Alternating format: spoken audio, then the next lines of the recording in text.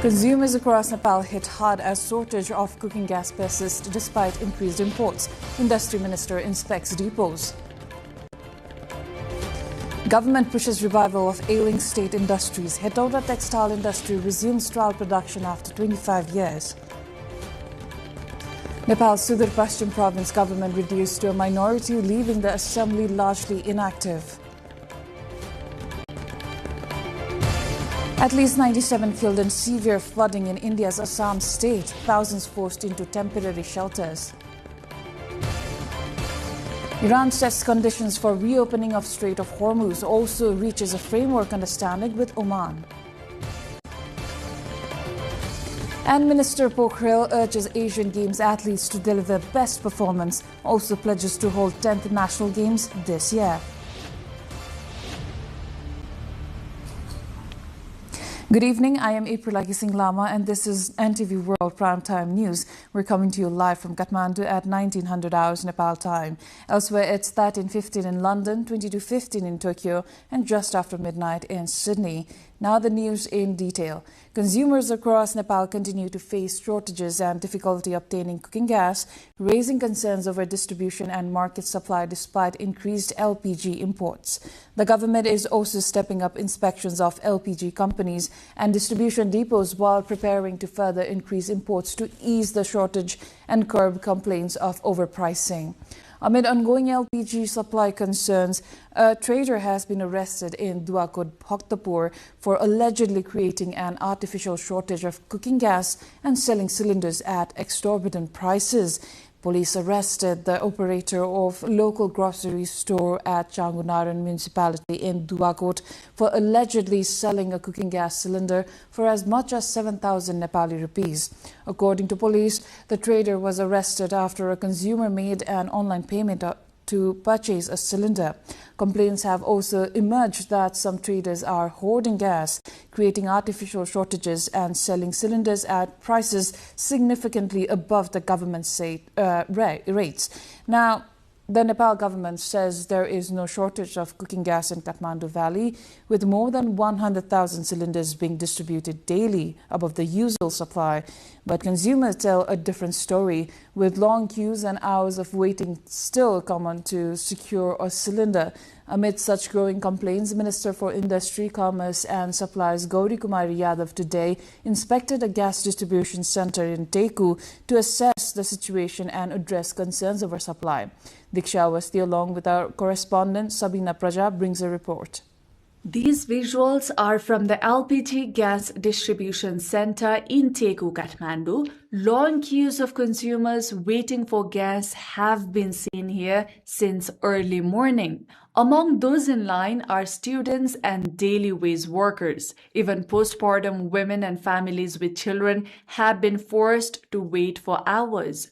Although the government claims that sufficient gas is being distributed, consumers complain that they are still unable to obtain LPG cylinders easily when needed. They say spending hours in queues has affected everything from their studies to their daily work. तपाईको 3-4 दिन भइसक्यो हैन म यहाँ आएर सोधेछु आज नि बिहान दिनको आएर लाइन बसेको छ यो ग्यासको लागि हामीले अहिलेसम्म ग्यास पाएको छैन कति बज्यो अहिले 12-17 भइसक्यो तपाईको त्यस्तो हुँदाखेरि हाम्रो नेपालमा के यस्तो 9 बजेबाट अलि बिहानबाट अलि 8 बजेबाट मान्छे यहाँ 6 बजेदेखि आएर लाइन बसिरहेको छ 8 बजेदेखि 9 बजेबडी बाड्दाखेरि त्यति बेलासम्म त मान्छे सबै आफ्नो आफ्नो घरमा जान्थ्यो खानासाना खान्थ्यो अब हेर्नु त अहिलेसम्म पानीसानी खाएन चिया खाएन यहाँ 12 बजिसक्यो 6 बजे आएको मान्छे अब आम जनसमुदायलाई र यहाँ पढ्ने विद्यार्थी र अन्य चाहिँ काम गरी खाने मान्छेहरुको चाहिँ जीविकोपार्जनमा चाहिँ खेलवाड गर्नेहरुलाई चाहिँ कारबाही गरेर सरकारले जो ग्यासको कृत्रिम अभाव खडा हुने कुराहरुलाई चाहिँ रोकेर चाहिँ हिजोका दिनसम्म जसरी ग्यास चाहिँ नियमित रूपमा चाहिँ डिस्ट्रिब्युट भइरहेको छ जनताहरुले चाहिँ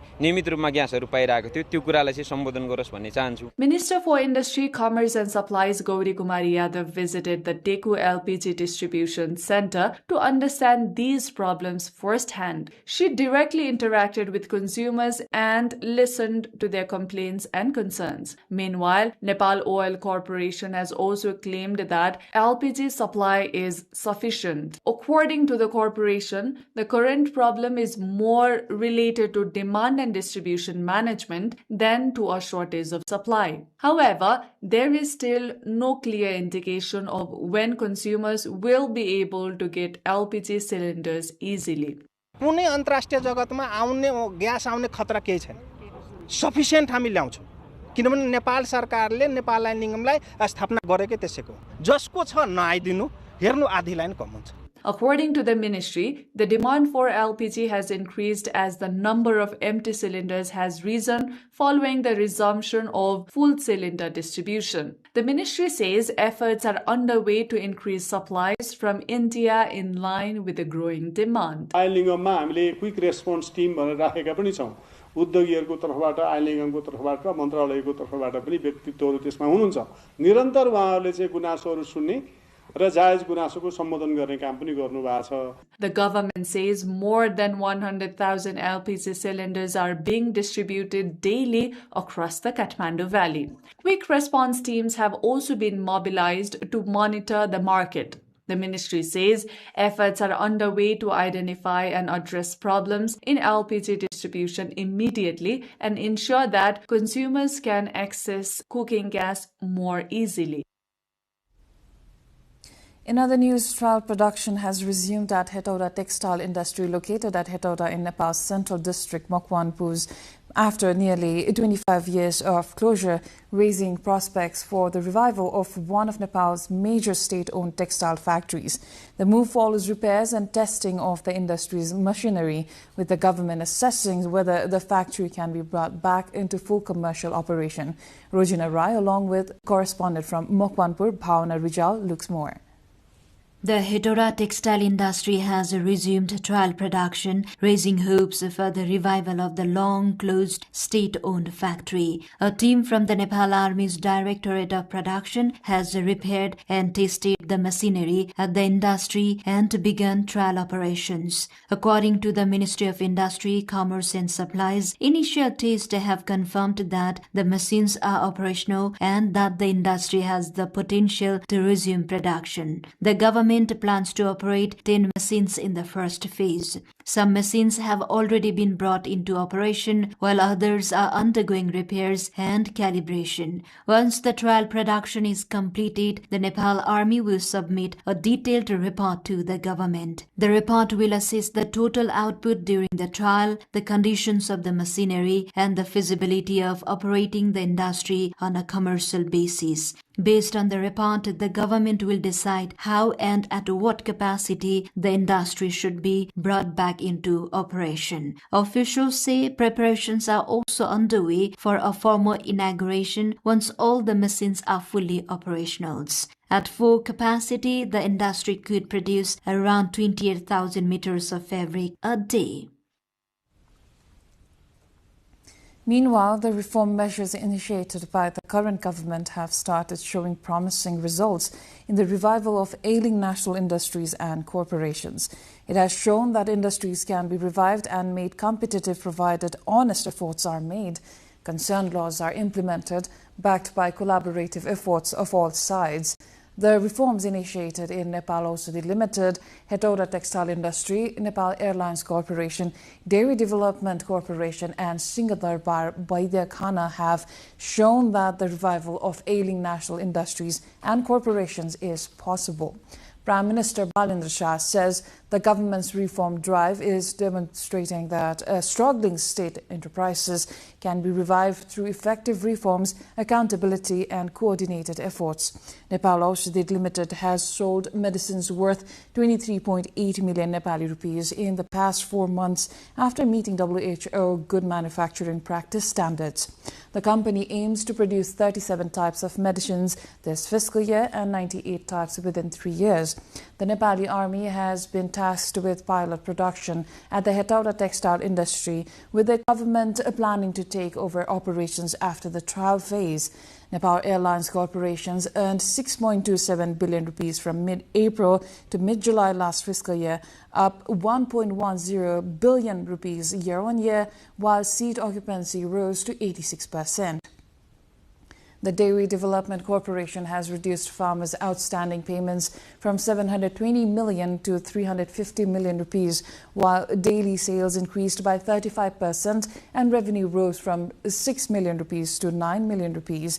Meanwhile, Singadarbar Baidekhana has produced and marketed Ayurvedic medicines worth 111.6 million Nepali rupees since the government was formed and is targeting production of 150 types of medicines this fiscal year.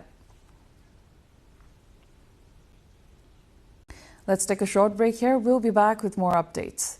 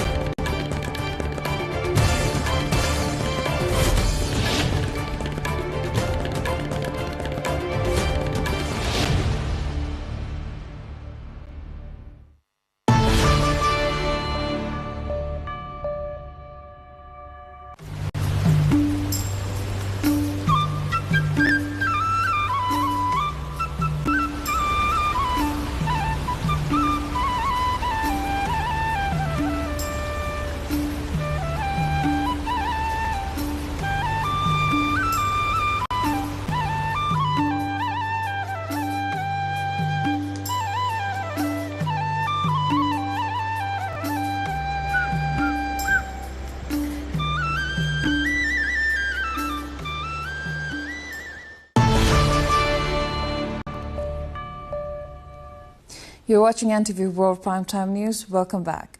Nepal's far western Sudur Paschim province government has been reduced to a minority, leaving the provincial assembly largely inactive and raising uncertainty over the government's future.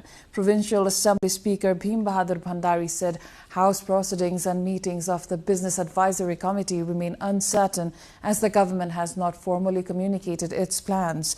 The political crisis deepened after Chief Minister Kamal Bahadur Shah dismissed 4 CP and UML ministers amid a dispute over the current fiscal year's budget. The UML then withdrew its support, leaving the Shah-led government without a majority. Under the law, Shah must seek a vote of confidence by August 28th. However, speculation is growing that he could resign before then amid doubts over his ability to secure a majority. Meanwhile, the UML and the Nepali Communist Party have reached a 3-point agreement to form a new government, with the NCP expected to lead the new administration and the parties to divide the remaining ministries. Now, heavy monsoon rains, landslides, road subsidence and erosion have disrupted transport across eastern, central and western Nepal, with several major highways and mountain roads blocked or facing travel restrictions.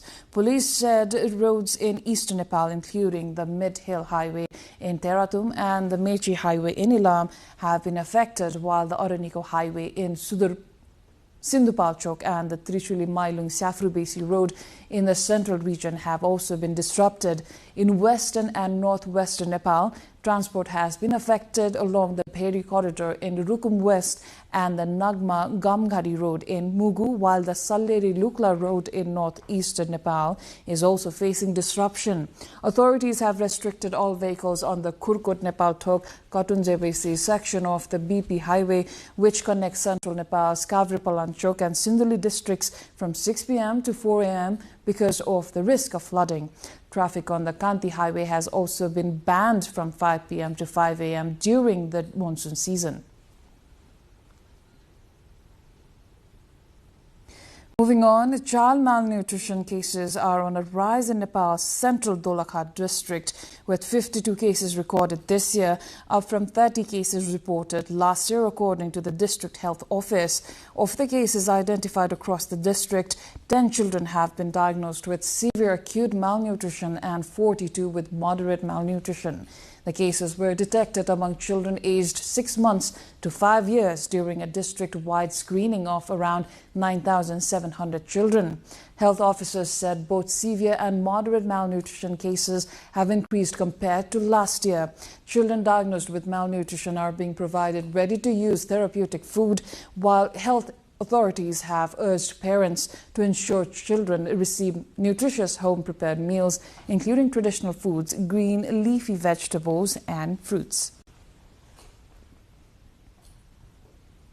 Now, a livestock vaccination drive against infectious diseases in Nepal's western Sangja district has helped reduce livestock losses and provide relief to thousands of farmers. The free livestock full vaccination program launched by the Gandaki provincial government has gained momentum in recent years, helping to reduce the risk of disease outbreaks across the district.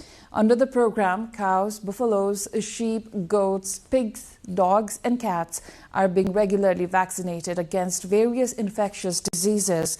The campaign has been in operation for the past 2 years and has directly benefited more than 20,500 households across Sangja.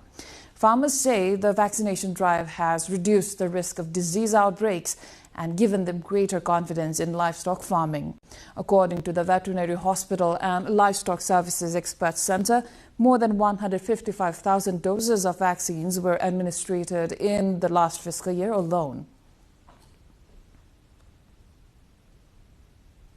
Time again for a short breather. We shall be back with the international updates.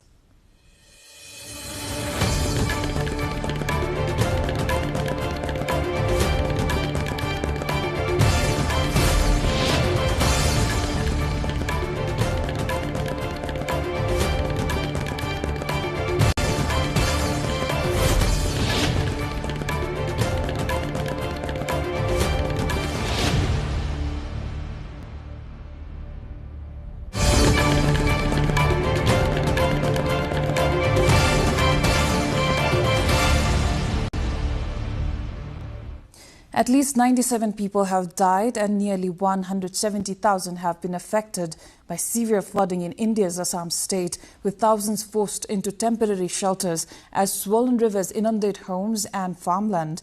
The annual June to September monsoon regularly causes flooding in Assam as the Brahmaputra and its tributaries overflow. However, experts say climate change and poorly planned development are contributing to increasingly frequent and severe floods. Authorities are continuing relief and rescue efforts as floodwaters disrupt communities across the state.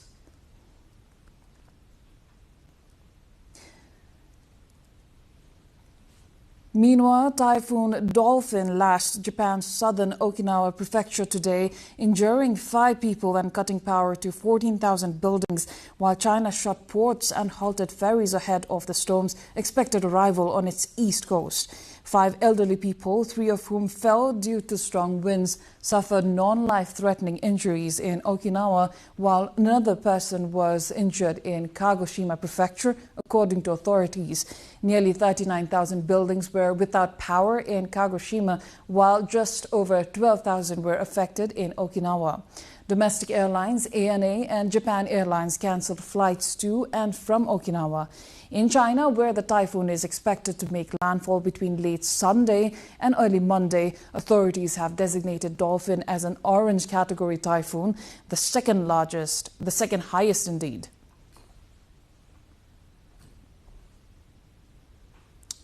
Now, Iran says any reopening of the Strait of Hormuz is conditional on the United States fully accepting its demands, despite a reported framework agreement reached with Oman.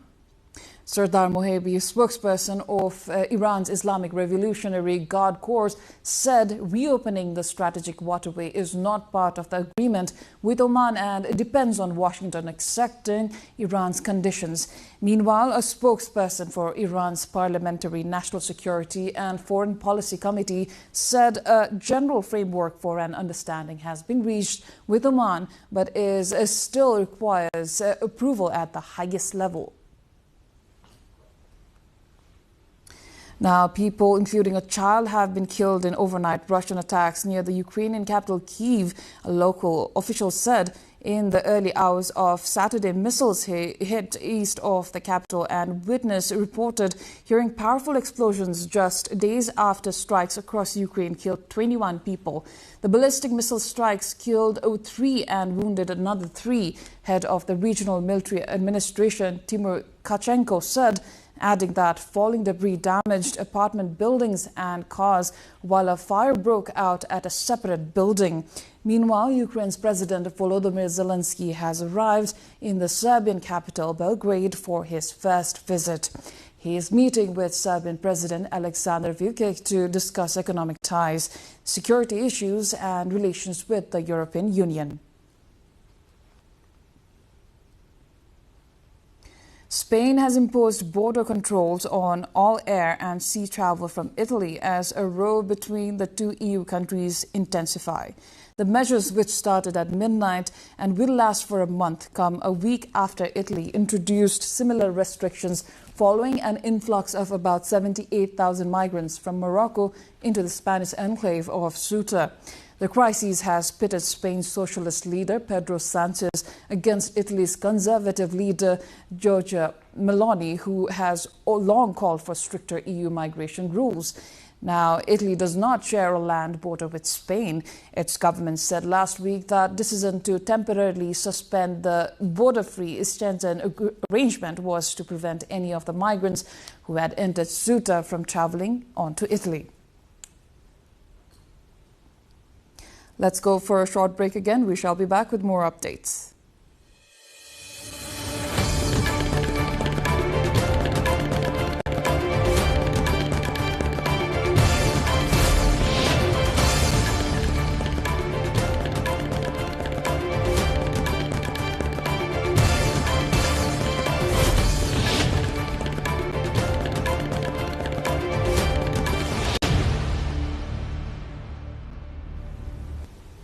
Breast cancer patients are increasingly opting for immediate breast reconstruction following mastectomy to reduce the psychological impact of losing a breast. At the Oncopole Cancer Center in Toulouse, surgical oncologist Professor Charlotte Weiss performs mastectomies followed immediately by breast implant placement, allowing patients to retain breast volume after surgery. Doctors say the approach can help ease the emotional trauma associated with mastectomy and provide psychological benefits during a difficult stage of cancer treatment. The procedure is also giving patients an option to begin their recovery without the immediate physical impact of breast loss.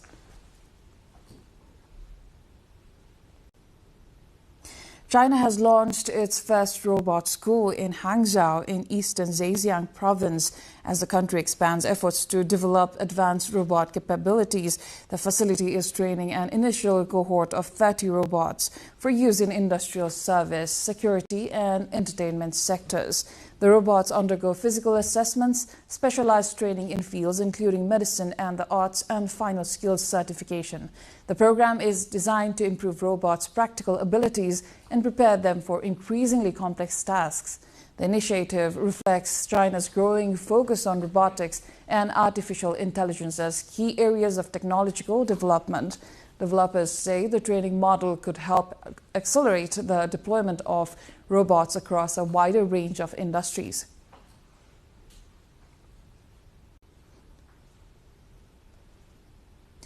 Moving on, a sacred talking drum looted by French colonial troops more than a century ago has returned to its home in Côte d'Ivoire.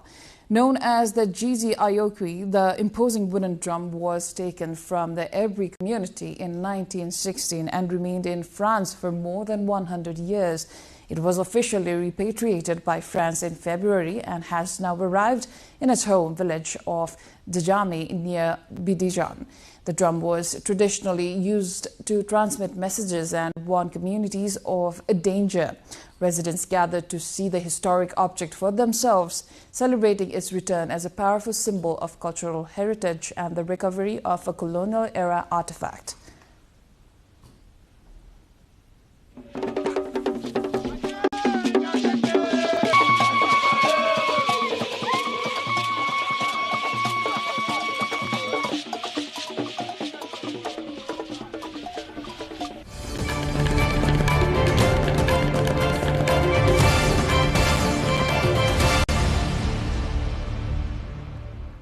Time now for Sports Update.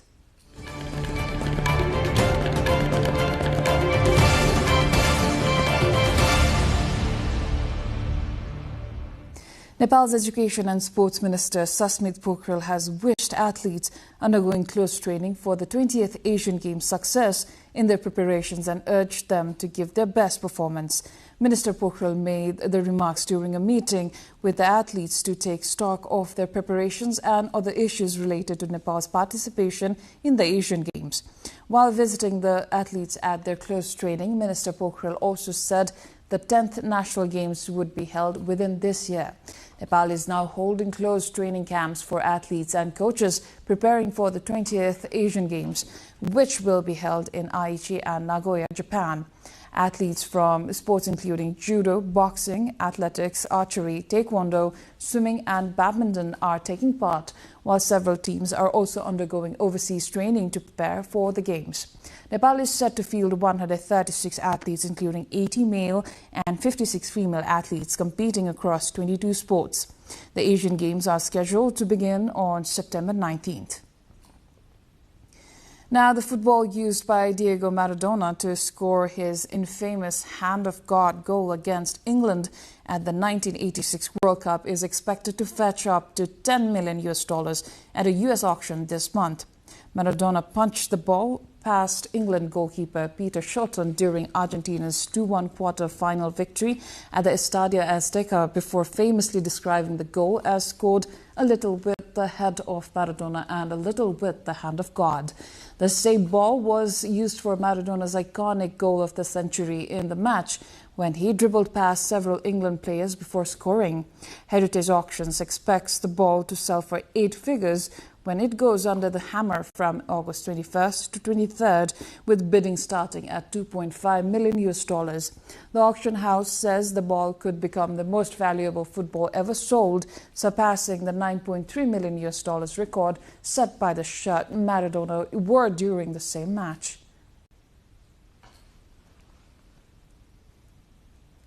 Now, Argentina Football Association President Claudio Chiqui Tapia says Lionel Messi will decide for himself when to retire from international football after the 39-year-old delivered another standout World Cup campaign.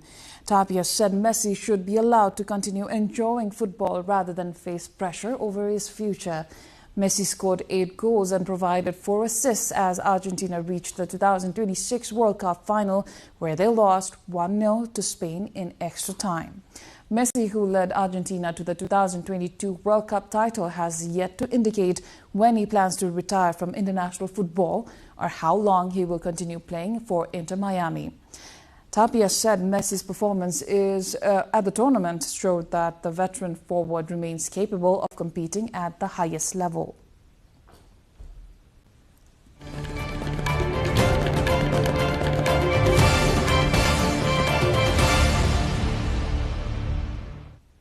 This brings us to the end of this edition of our news bulletin. But before wrapping up, here's a reminder of the top stories. Consumers across Nepal hit hard as shortage of cooking gas cylinders persists despite increased imports. Industry Minister inspects depots. Government pushes revival of ailing state industries. Hetauda textile industry resumes trial production after 25 years. Nepal's Sugar Paschim province government reduced to a minority, leaving the assembly largely inactive. At least 97 killed in severe flooding in India's Assam state. Thousands forced into temporary shelters. Iran sets conditions for reopening of Strait of Hormuz. Also says framework understanding reached with Oman needs high-level final approval.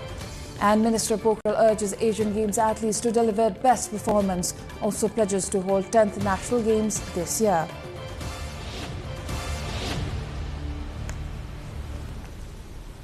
That's all for the moment. Our next bulletin will be at 2200 hours Nepal time. Do join us through our social media and get the latest updates from our official website, nepaltelevision.com. Thank you for staying with us. Have a wonderful evening ahead.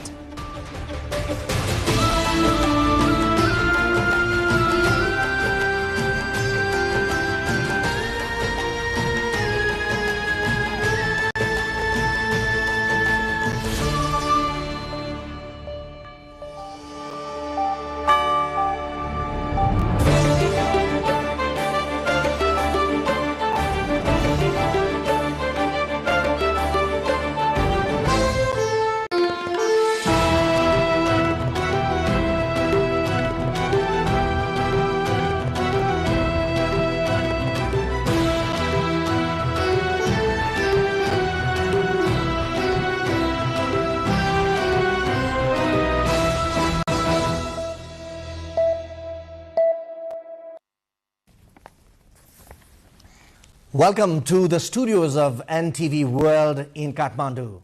Public Service Broadcasting PSB Nepal's new initiative to make Nepal more visible and audible to the global audience. Welcome on board.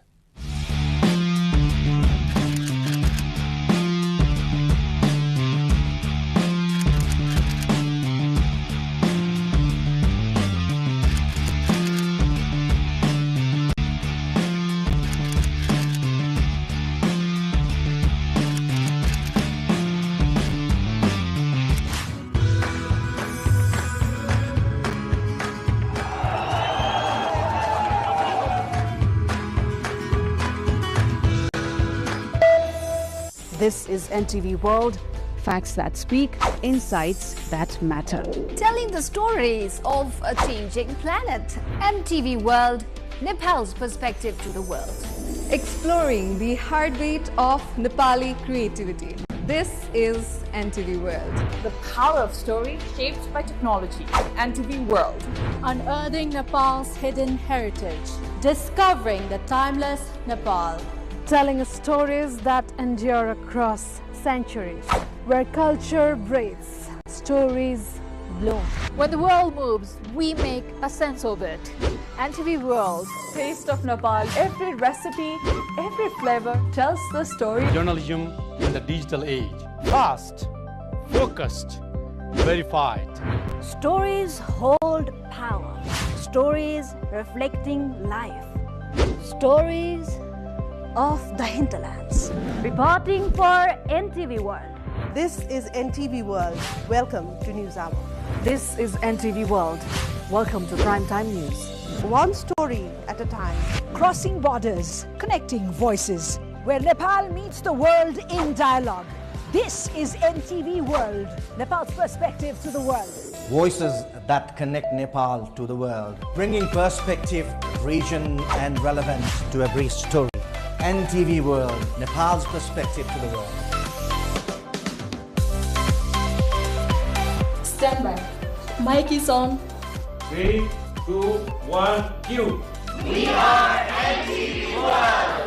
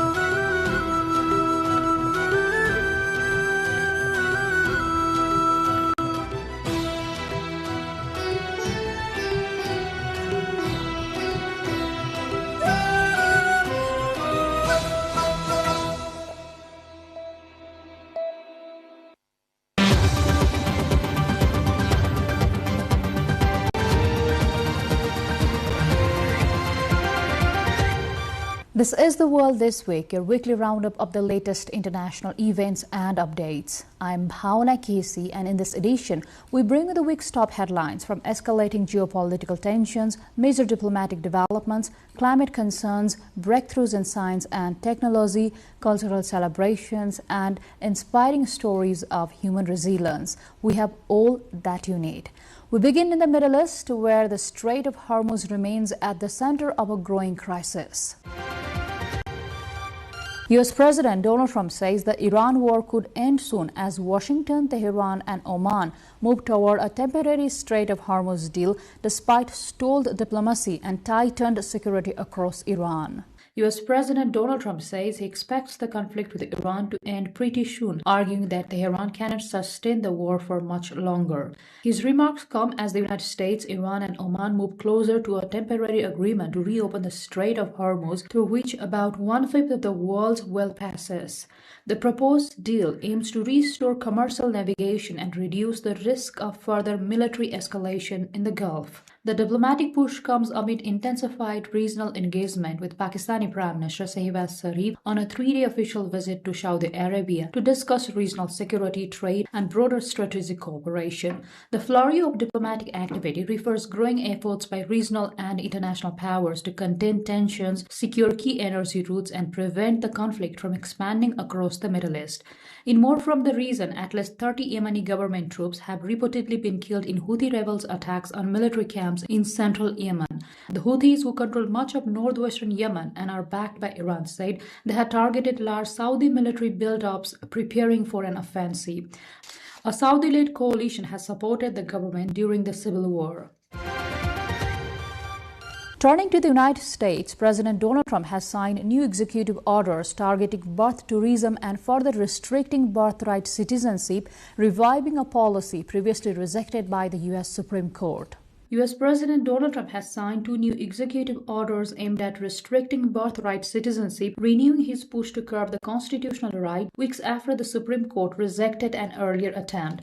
Announcing the measures at the White House, Trump said the administration was acting to address what it sees as abuse of country's immigration system, while critics argue the orders are likely to face immediate legal challenges over the constitutional guarantee of birthright citizenship. What's happening now, if people are building businesses around it, from wealthy people are building businesses around birthright citizenship.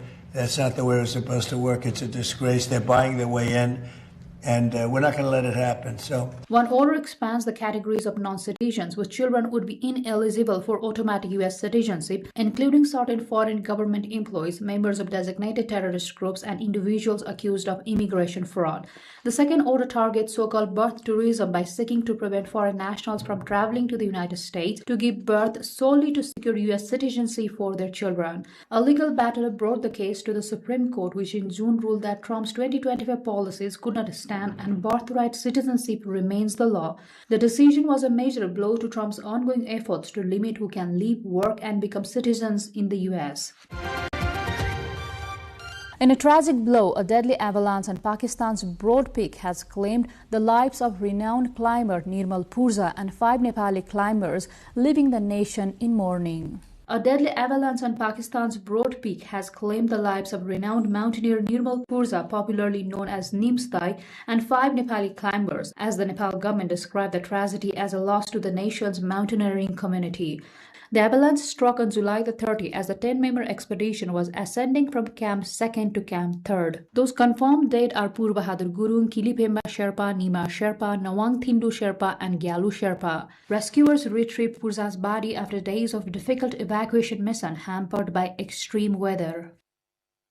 The body of Pur Bahadur Gurung, recovered days after the avalanche, arrived at Kathmandu's Tribhuvan International Airport on Thursday, where grieving relatives and well-wishers gathered to receive him.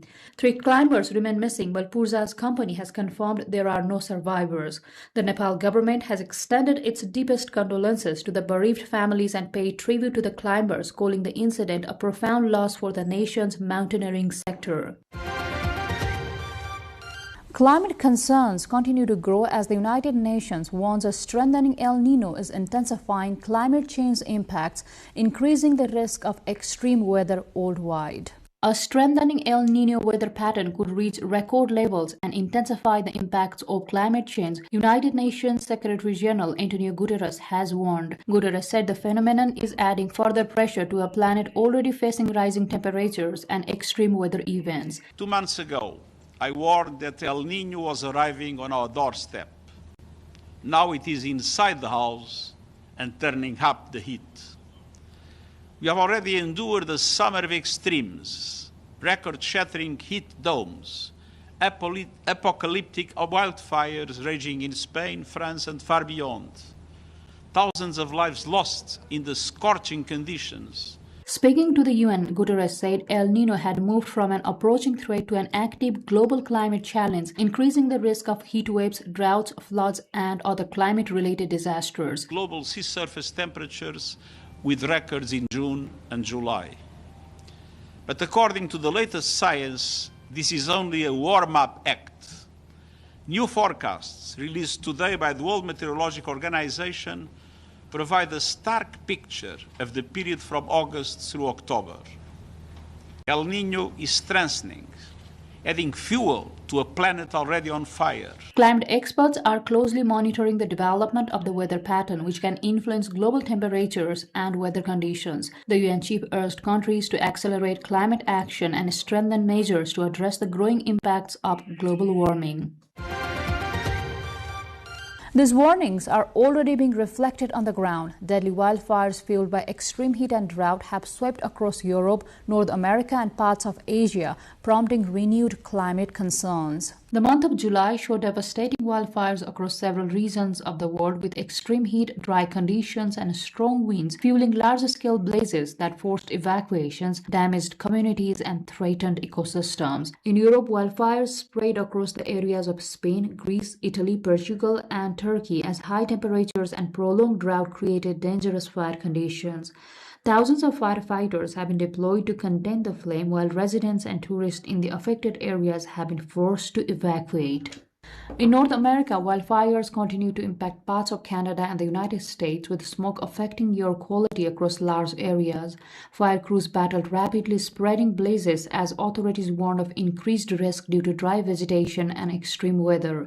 In Asia, several countries also faced major wildfire threats, with forest fires reported in regions affected by heat waves and changing weather patterns. Scientists have warned that rising global temperatures are increasing the frequency and intensity of extreme fire events, making wildfire seasons longer and more difficult to manage.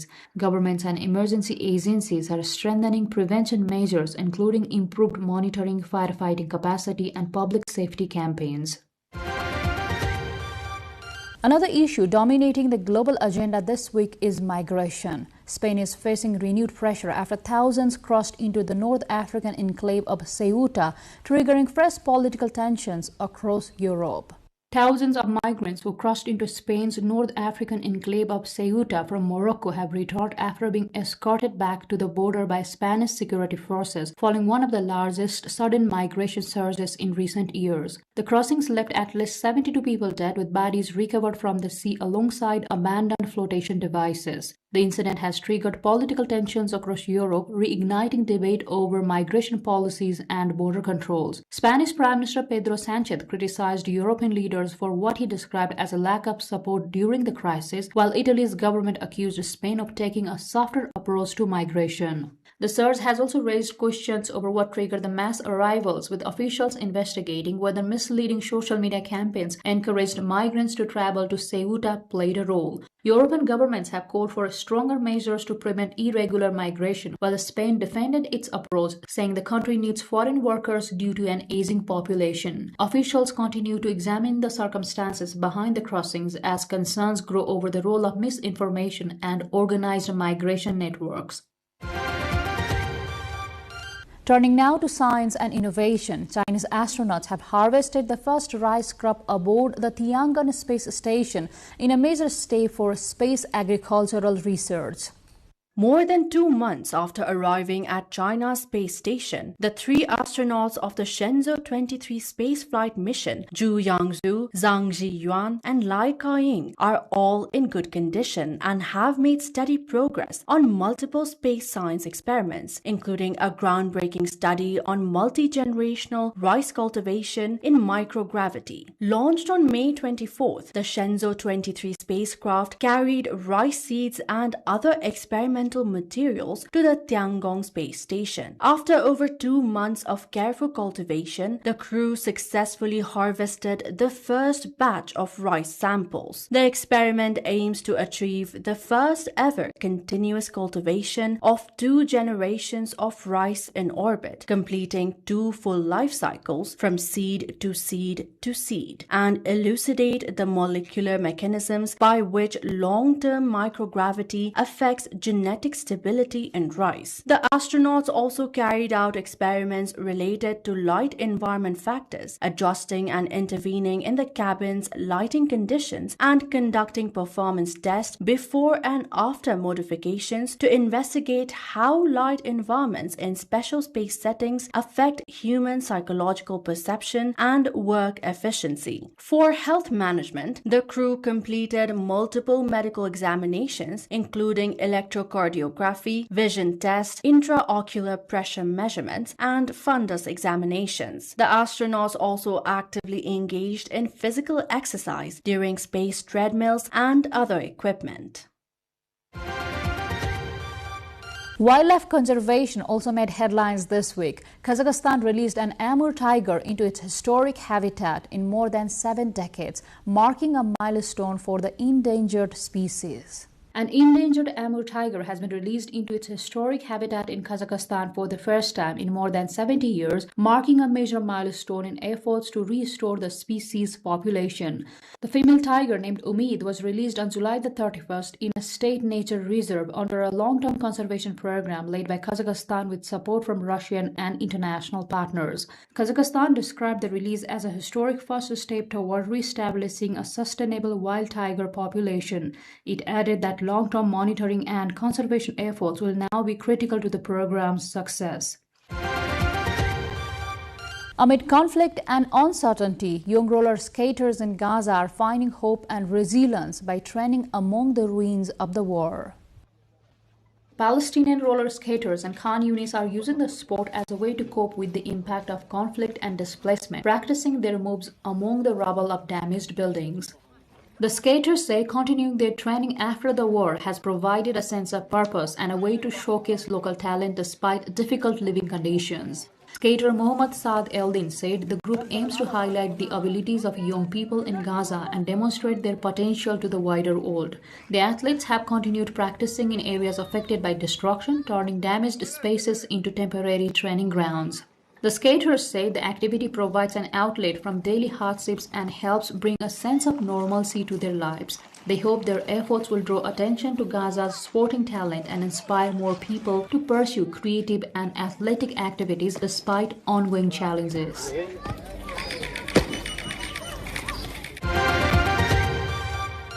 From stories of human resilience to celebration, hundreds of beer enthusiasts gathered in Vienna in an attempt to set a new world record for the largest simultaneous beer pour. More than 600 beer enthusiasts gathered at Vienna's Ottakringer brewery in an attempt to set a world record for the largest number of people pouring beer simultaneously. The event was organized as part of the brewery's annual Summer Beer Festival, which aims to celebrate Austria's brewing heritage while attracting younger visitors through interactive activities. Ottakringer Brewery brand marketing manager Gabi Grossberger said the event highlighted beer's role in bringing people together and creating shared experiences. Participants took part in the coordinated pour as organizers sought recognition for the record attempt. The festival combines traditional brewery culture with modern entertainment to promote Austria's beer industry and encourage wider public participation. Organizers said the event is designed to strengthen community engagement while showcasing the country's long-standing brewing traditions. Now to the world of fashion. Indonesia hosted a fashion festival showcasing innovation, culture, and international collaboration. The J53 Fashion Festival 2026 concluded after bringing together emerging designers from Indonesia and France in a showcase celebrating creativity, cultural exchange, and innovation. The festival's featured runway presented collections from 13 designers and fashion brands. The showcase highlighted diverse creative identities and encouraged collaboration between young talents from both the countries. The runway featured experimental collections from 4 finalists of the Future Fashion Designer Program, with designs exploring identity through bold and artistic details. Indonesian designers also presented contemporary creations including genderless denim streetwear, modern interpretations of Bangka's traditional sual textile, and structured designs inspired by literature and modern aesthetics. Organizers say the event reinforced JF3's commitment to nurturing young designers and expanding international collaboration in the fashion industry. Keeping with culture, hundreds gathered in Armenia's capital Yerevan to celebrate traditional folk dance and help preserve the country's rich cultural heritage. Hundreds of people have gathered in central Yerevan for a monthly traditional Armenian dance event aimed at promoting the country's cultural heritage and bringing folk traditions closer to the public. Held on the last Friday of every month near a landmark in the city, the event features dancers performing traditional routines and encouraging community participation. Dance teacher Gayan Davtyan said the gatherings help preserve Armenian identity and keep cultural traditions alive among younger generations. She described the event as a way to maintain a strong connection to the country's heritage and national values. Performers said the initiative seeks to spread Armenian culture and move folk dance beyond formal stages by making it accessible to ordinary people. Organizers say the monthly gatherings continue to attract residents and visitors, creating a shared space for cultural expression and community engagement. The event has become a regular cultural attraction in Yerevan, allowing participants of all ages to take part in traditional dances. Organizers say the initiative reflects growing efforts to preserve and promote Armenia's folk traditions through public participation. As we end on a colorful note, costumes, creativity and fandom took center stage as cosplayers from around the world gathered in Japan for the World Cosplay Summit. Cosplayers from around the world have gathered in Nagoya for the 2026 World Cosplay Summit, showcasing elaborate costumes and performances during the annual event. Organizers announced that the summit will move to the autumn season from 2027 due to rising summer temperatures and growing concerns over participants' health and safety. The decision comes as extreme heat conditions became an increasing challenge for outdoor events in Japan. The schedule change aims to provide a safer environment for performers and visitors while ensuring the event can continue attracting international participants. The seasonal shift is expected to help improve conditions for participants while supporting the long-term growth of the global cosplay community. The World Cosplay Summit brings together cosplay enthusiasts from various countries and has become one of Japan's major cultural events, celebrating creativity, entertainment, and global fan communities. And that's all for this edition of The World This Week. Thank you for joining us, and we hope you enjoyed as much as we did bringing it to you. We look forward to bringing you more of the stories shaping the world next week. You can also visit our website at www.nepaltelevision.com and follow us on our social media platforms and YouTube channel. I am Bhavana Kesi. Until next time, take care and goodbye.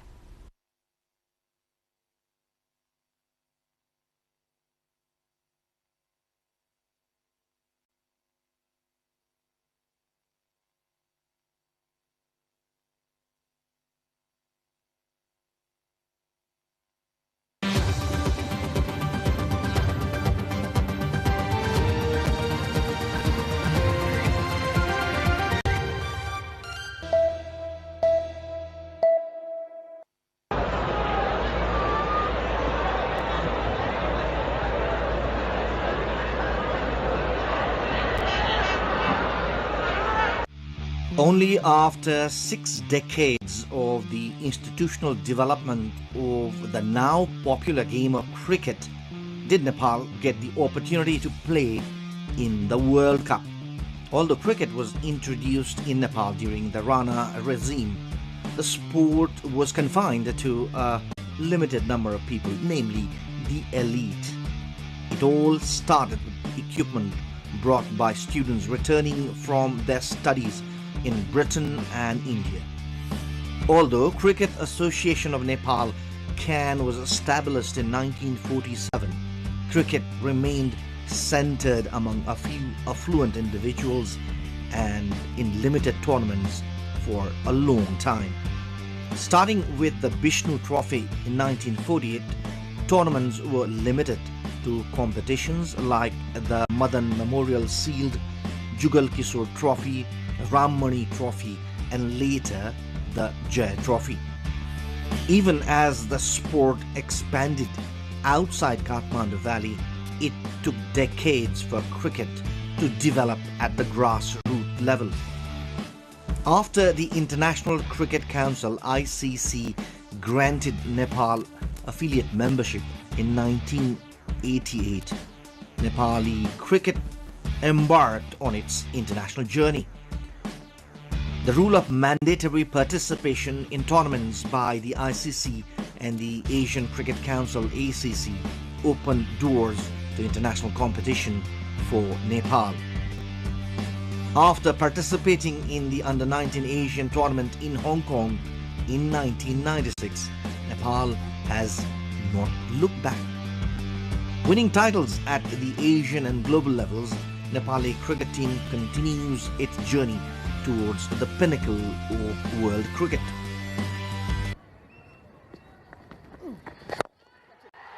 Goes down the ground because he was given that line outside off stump. So the first boundary of the contest, a handsome one. Initially confined to Tunikhel in Kathmandu, many international tournaments were hosted in Nepal after an international standard ground was built in Kirtipur. Nepal has also shown its proactiveness in differently abled cricket tournaments like the T20 World Cup for the blind in 2012 and the Asian Cricket Tournament for the deaf.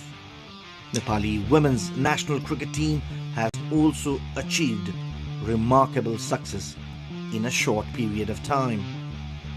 The latest addition in Nepali cricket is the floodlit Tribhuvan University Cricket Stadium and the Nepal Premier League that has provided opportunity for Nepali players to rub shoulders with world-class players.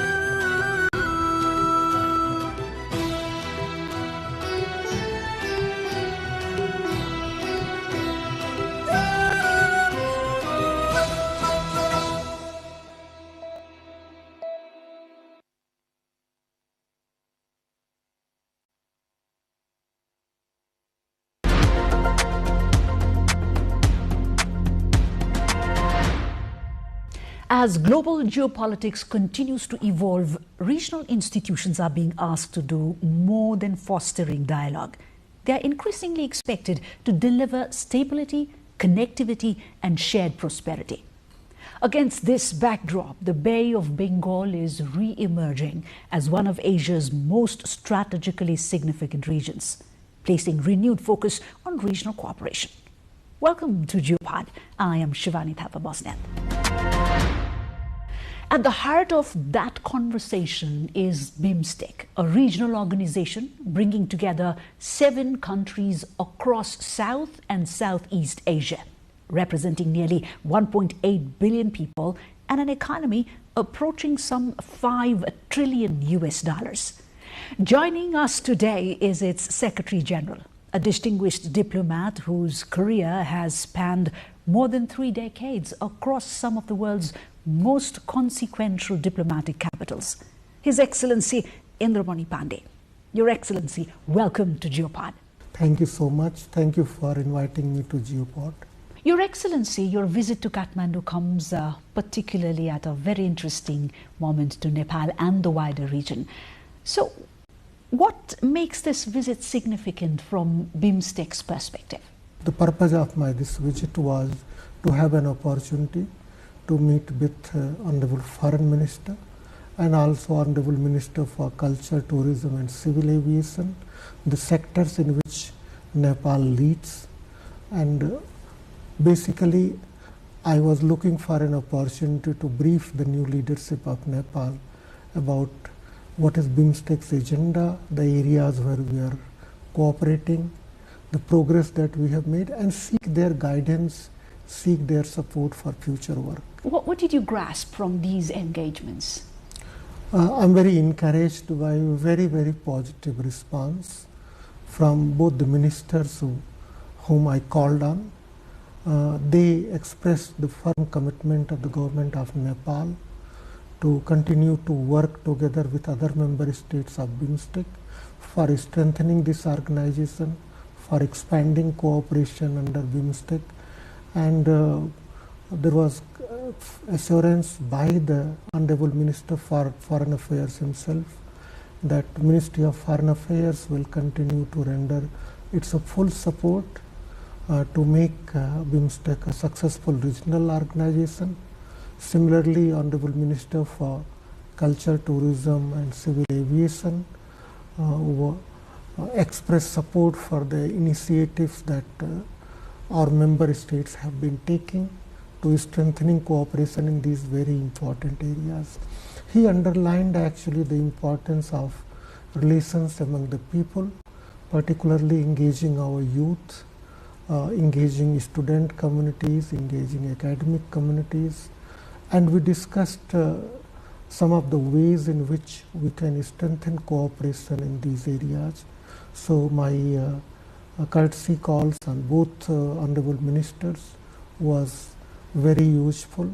Similarly, I had a very comprehensive discussion with Honorable Foreign Secretary of Nepal, where we went over the comprehensive agenda of BIMSTEC, and we decided the next steps that will be taken under BIMSTEC and where Nepal would be playing a very significant role.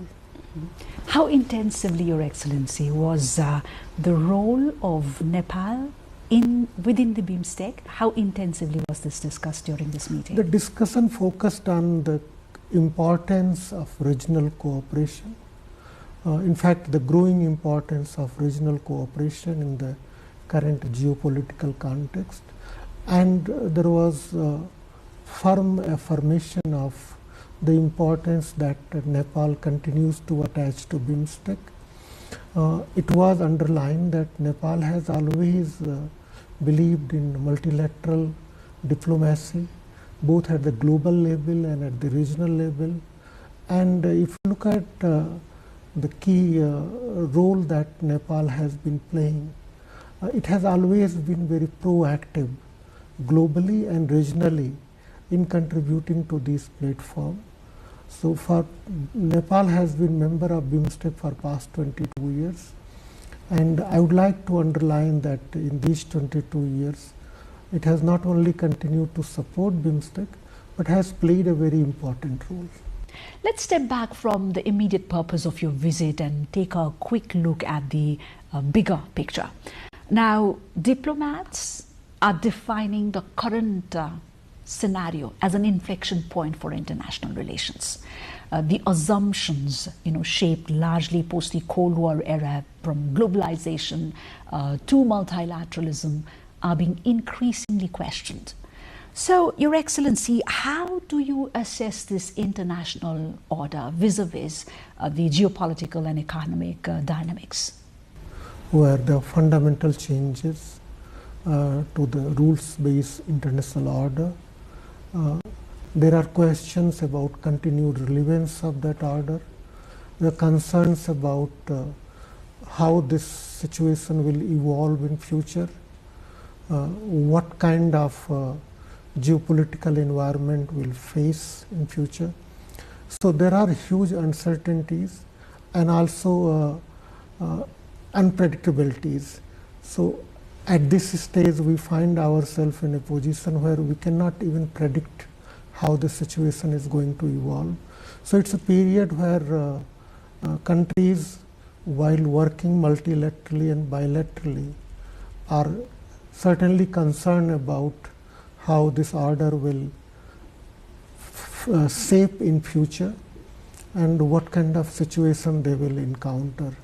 So even this kind of environment, that's what I have been trying to underline, that regional cooperation becomes even more important than ever. What, in your view, Your Excellency, do you think is the single biggest force reshaping this international relations today? Is it climate, technology? What is it? I think some of the geopolitical developments, together with the abiding challenges that we are facing due to climate change, also technologies that are reshaping the way we interact, the way we do business, the way our societies have been interacting. So, for example, artificial intelligence together with digital technologies.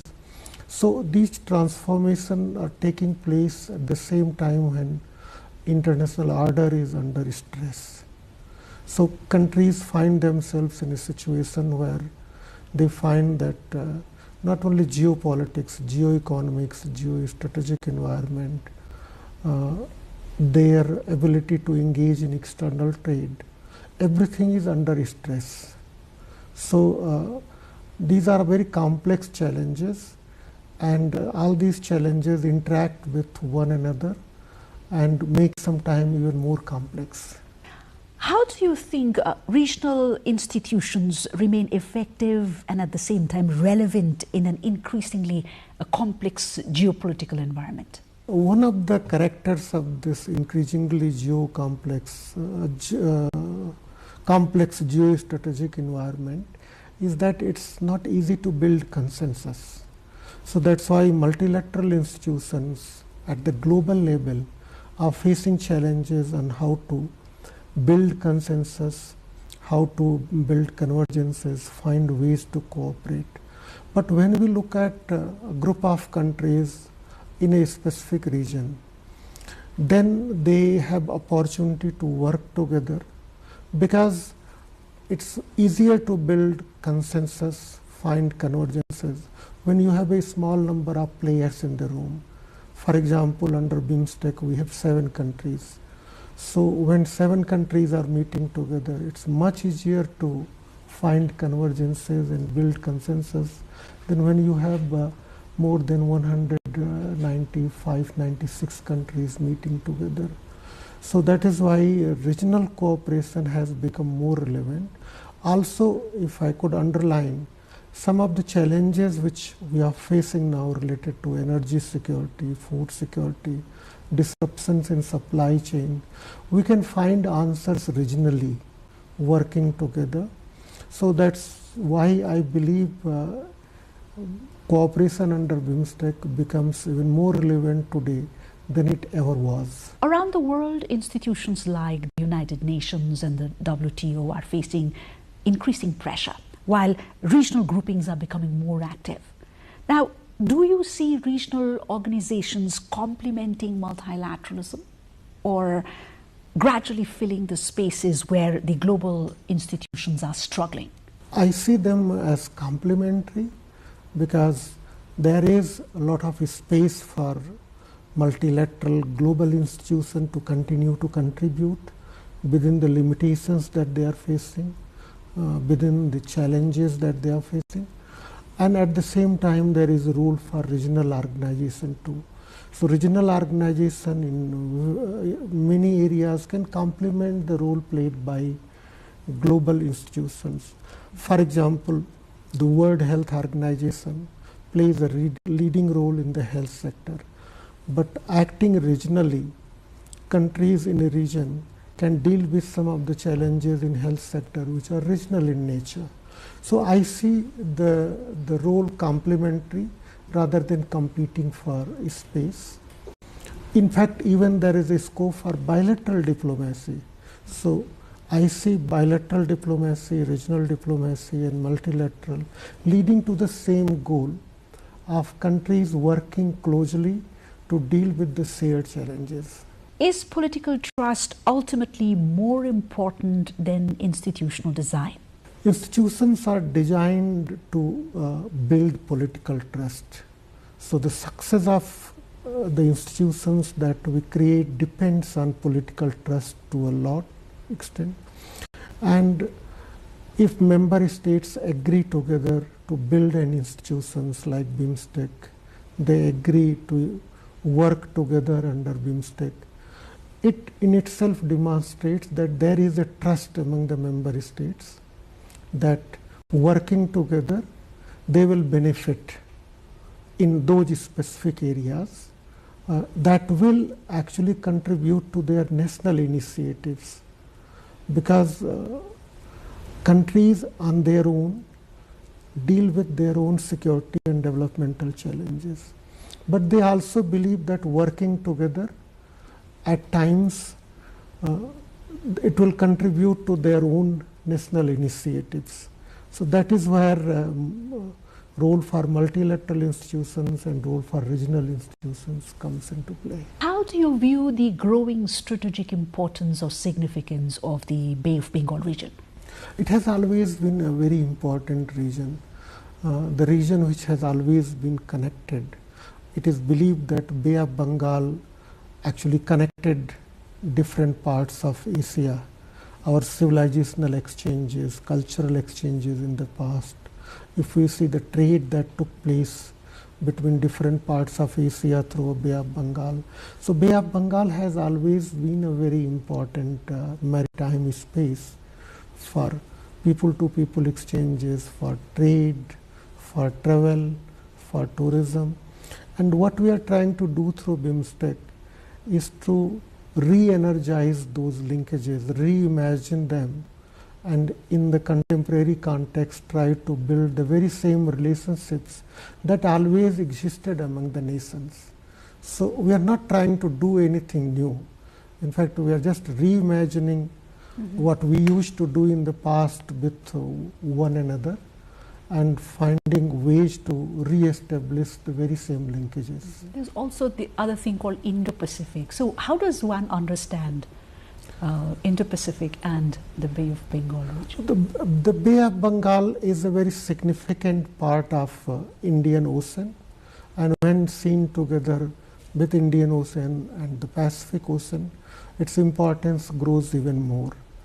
If we look at the trade through Asia, from one part of Asia to another part of Asia, going westward from east, the Bay of Bengal plays very important role.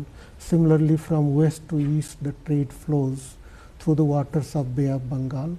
So it remains a very important bay, both from the developmental perspective and from the security perspective. Your Excellency, regional organizations are increasingly judged by outcomes and not just by aspirations.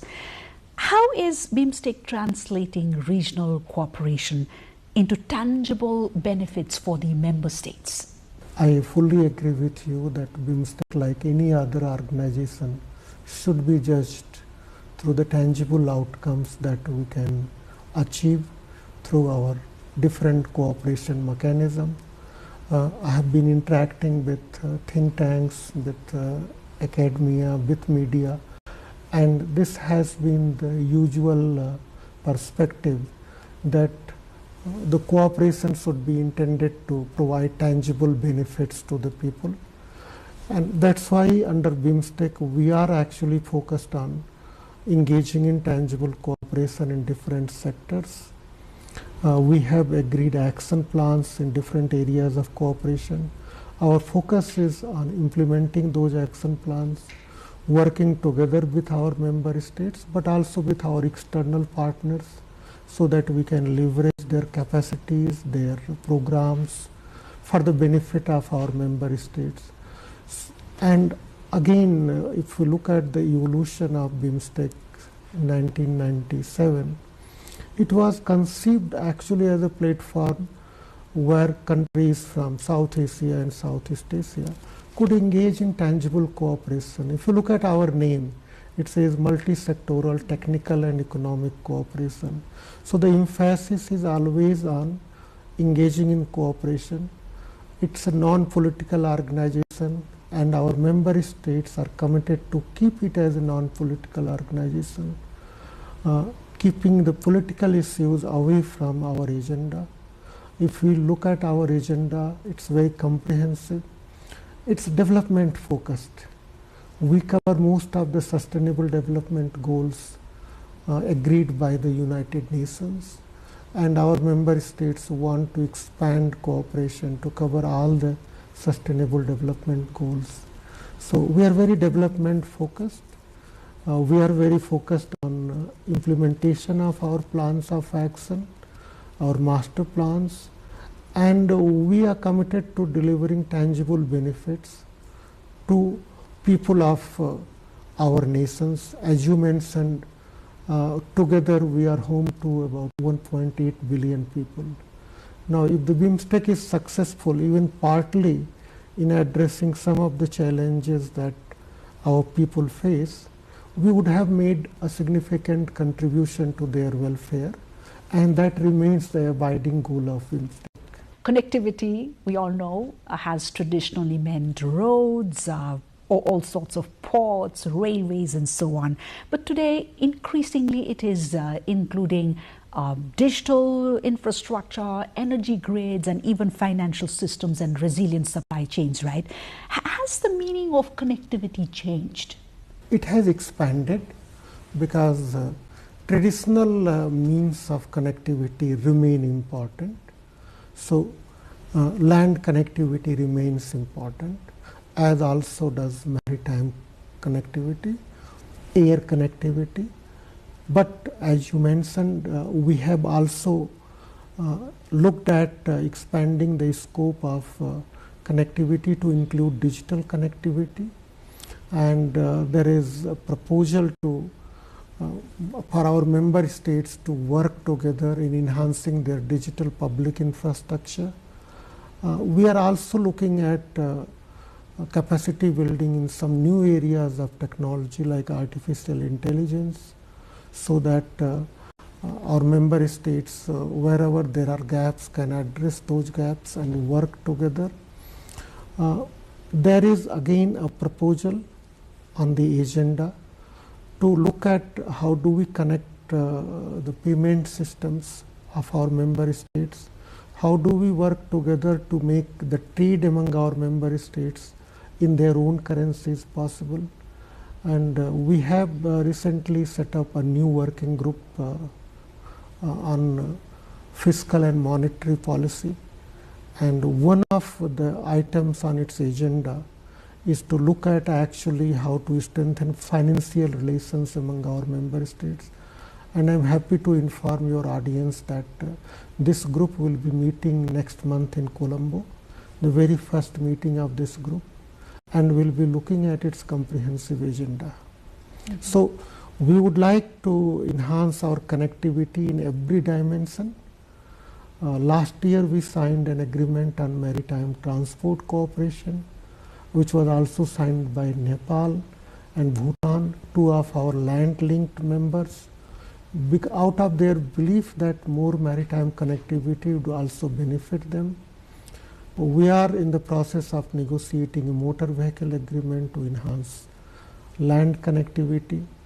Our master plan on transport connectivity is being implemented by our member states. So we are working in different aspects of connectivity together, so that as you underlined, we deal with connectivity in all its dimensions, and connectivity will be the bedrock for future cooperation in all of the other areas. You made a mention of the financial systems and especially the buying each other's goods in their own currency. This draws a little attention, Your Excellency.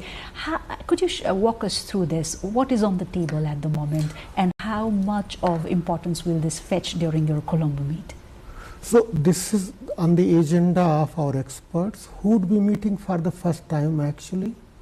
So they will have an opportunity to hold discussions on this very important agenda item, and then we are looking forward to some concrete outcomes of their deliberations, because when our member state meet, then they look at what they are doing nationally, then they try to identify what they can do collectively at the regional level. So when they are meeting next month in Colombo, I'm sure they would look at all the dimensions of these very important areas of cooperation, and we are looking forward to the outcome of the meeting. Talking about artificial intelligence, like any other sector, Your Excellency, it is also reshaping diplomacy, like from negotiations to cybersecurity, to public diplomacy and even conflict, right? Just a little curious thought, is diplomacy ready for the AI age, or has it been, has it adapted quickly enough to the AI age?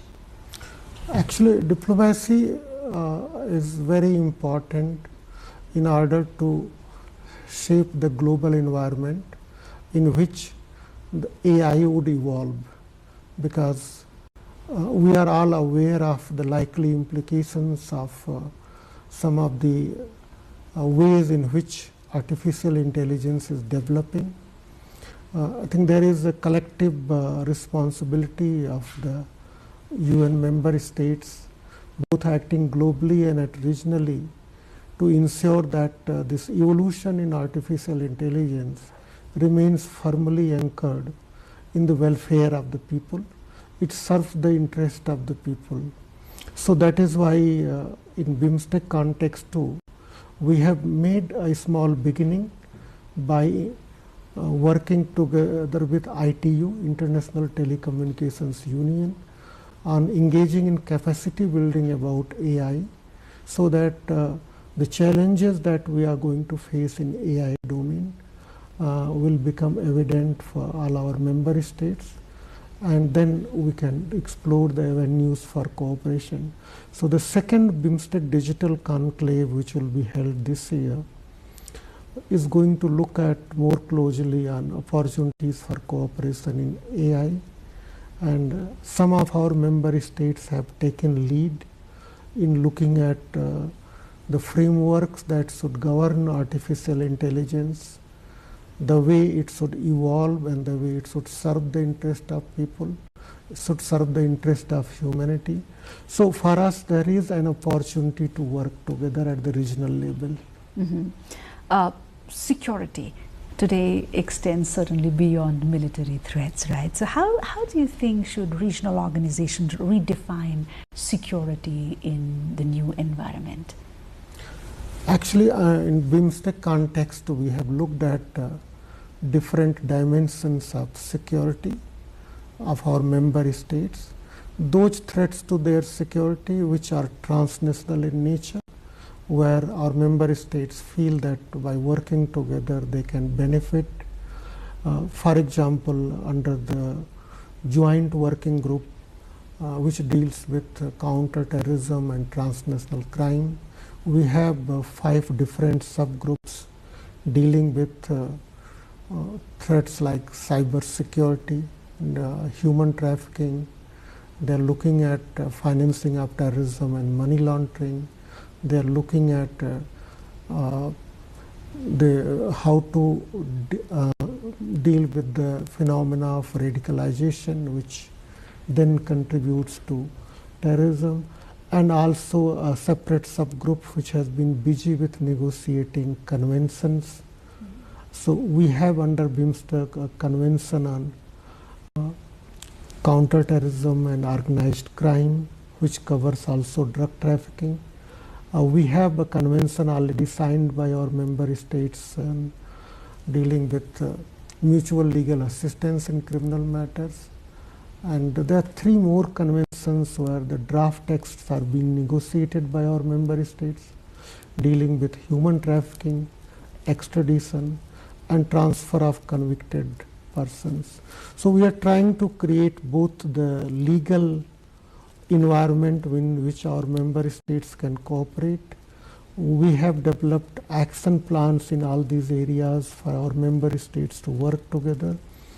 And at the recent meeting of our national security advisors, there was a comprehensive discussion about all the contemporary challenges to security which our member states feel.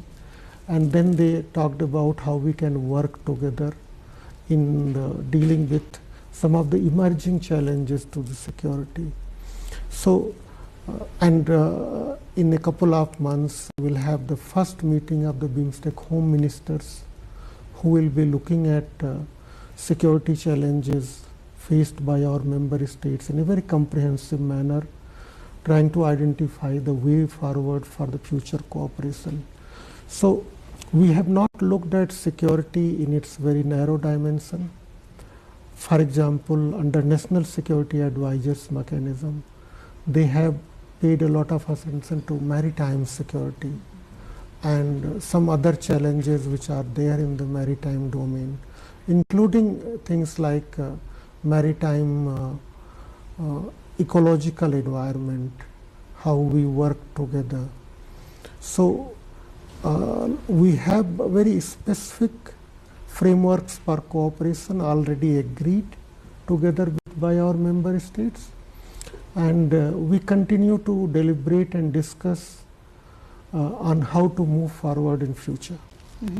This brings me to a context, a recent national context here in Nepal, Your Excellency, that one of the authorities made a mention, or rather a concern on national security, citing the increasing influx of asylum seekers from the region here in Nepal. How does BIMSTEC look at this transfer? Under BIMSTEC, we have so far looked at the phenomena of what we call human trafficking, which our member states feel that it poses a challenge in its different dimensions, and that's why there was a subgroup under the joint working group which was focused on human trafficking, and we have an agreed action plan to deal with that issue. We are in the process of finalizing the text of even a convention on dealing with various aspects of human trafficking. So it has been very much on the agenda, and we are even looking at opportunity to work together with our partner UN Organization for Drugs and Crime to deal with some of the transnational aspects of security challenges. So again, our member states, when they meet, they discuss together the challenges that they feel. There will be challenges that our member states deal with at the national level, and then there are challenges where they think they can work together and they will benefit from regional cooperation in those areas. As the region fetches a lot of strategic vantage and importance at the moment, Your Excellency, and especially in an era of fragmented supply chains and economic uncertainty that we are currently experiencing, where do you see the Bay of Bengal region creating its greatest strategic advantage? I think our advantage is that we already have very strong relationship among our member states. We have our foundational civilizational links, we have shared historical experiences, There is a huge cultural connect, and we have a tradition of working together. So it's not something new for member states in Bay of Bengal region to work together with one another. They have been doing so for long.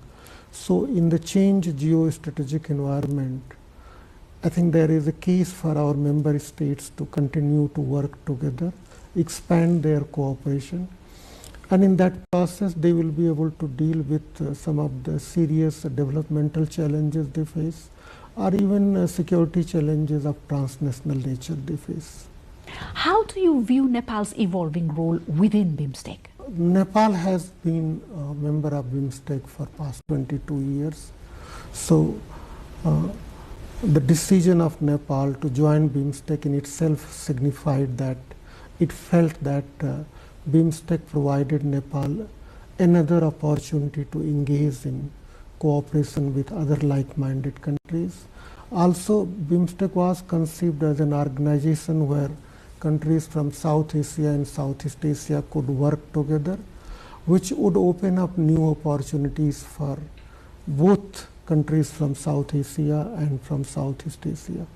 So that is where Nepal is very well placed to work with other member states under BIMSTEC to realize its developmental aspirations, developmental goals, and that's what it has been doing.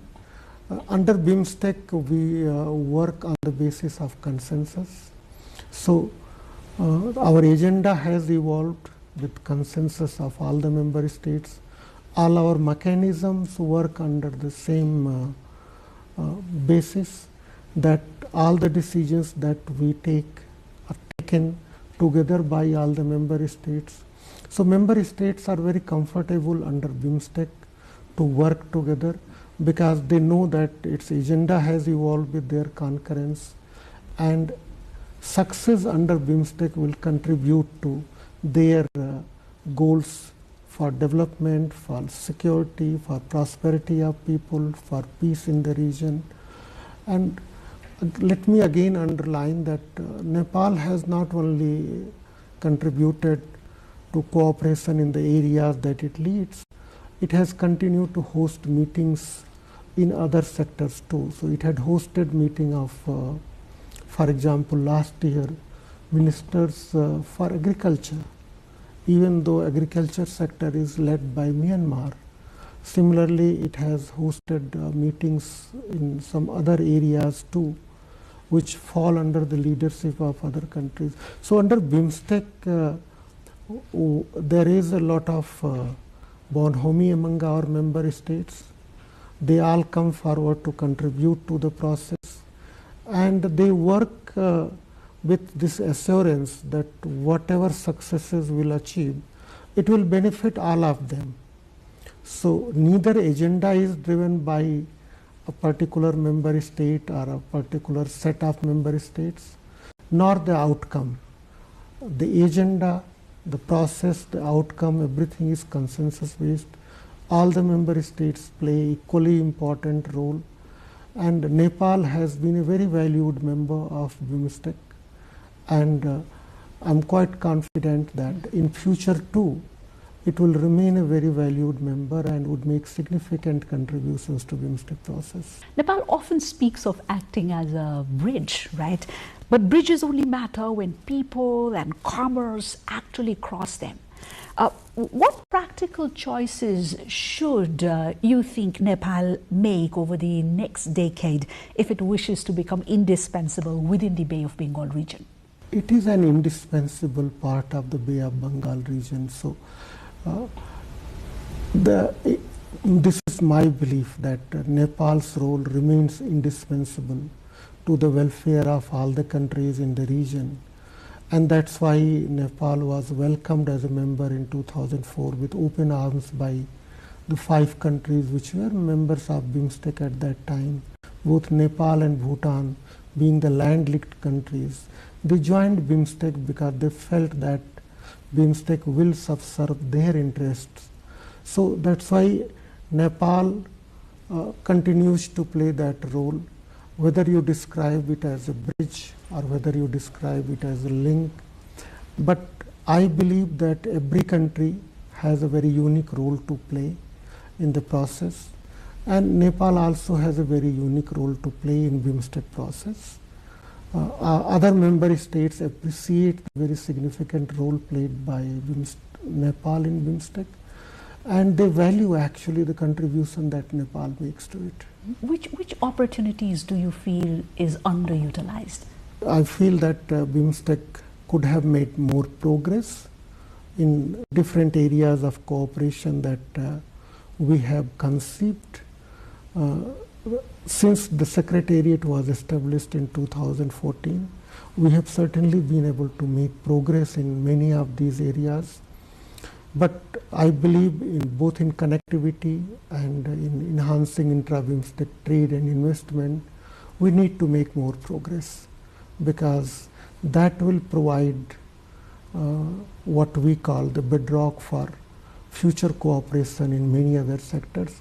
But let me assure you that all the sectors of cooperation under BIMSTEC are very important, and our member states believe that they are equally important. So that's why there is no endeavor to prioritize any specific sector. Instead, our member states believe that let's make progress in all the sectors. Today, economic security is national security. Supply chains, critical minerals, food, energy, digital infrastructure, right?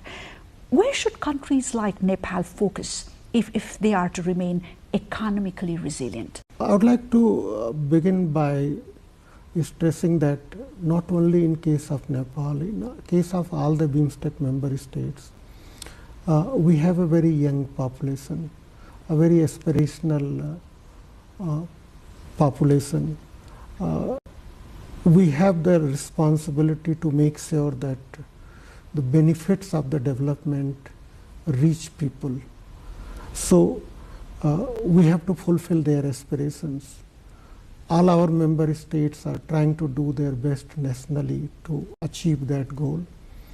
And that is where I believe regional cooperation can play an important role by contributing to the national efforts.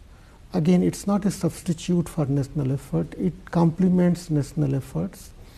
So, in all the sustainable development goals which were agreed globally in 2015 that we need to realize by 2030, I think our member states have lagged behind in realizing all those goals. And there are opportunities to make progress. There have been certainly setbacks in realizing those goals. And I believe by working together, they can better realize those goals than acting alone. So that is where the importance of BIMSTEC comes. That cooperation under BIMSTEC will contribute to national initiatives, national efforts to realize the sustainable development goals for the people of our region. So not only people of Nepal, people of all our member states would like to see the benefits of development. They would like to become more prosperous. They would like to have more opportunities for their development. And we have that responsibility to translate our vision into reality, into tangible cooperation.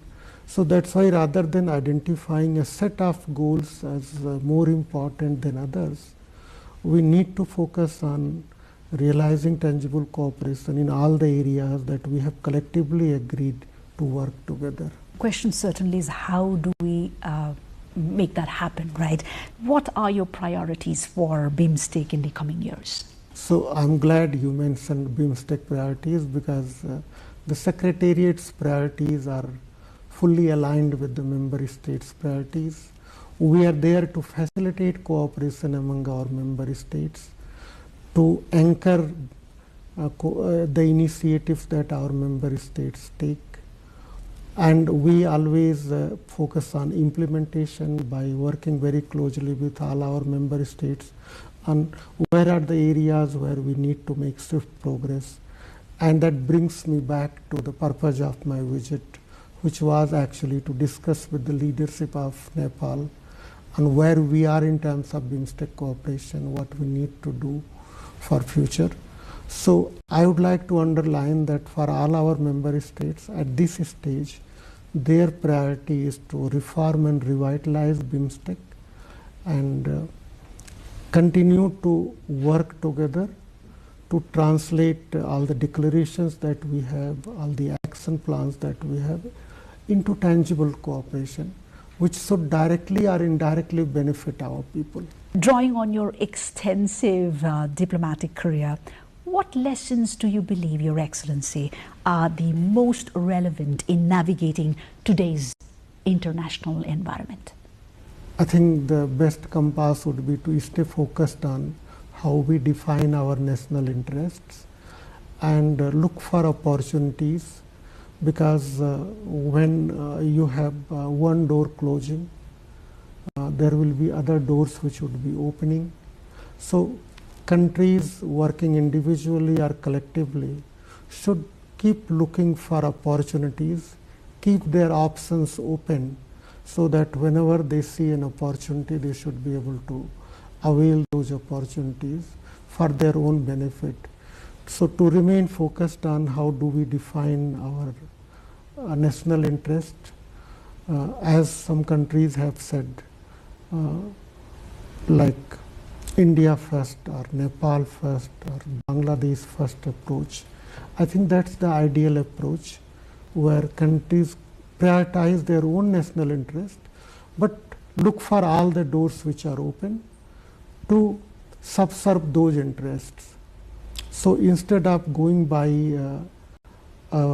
certain ideologies or certain beliefs, the approach should be more pragmatic, more practical, more realistic, so that in spite of all the challenges, we are able to spot the opportunities for cooperation and then work together. So that's what I feel as a diplomat, that we all should stay focused on what the priorities of our countries are.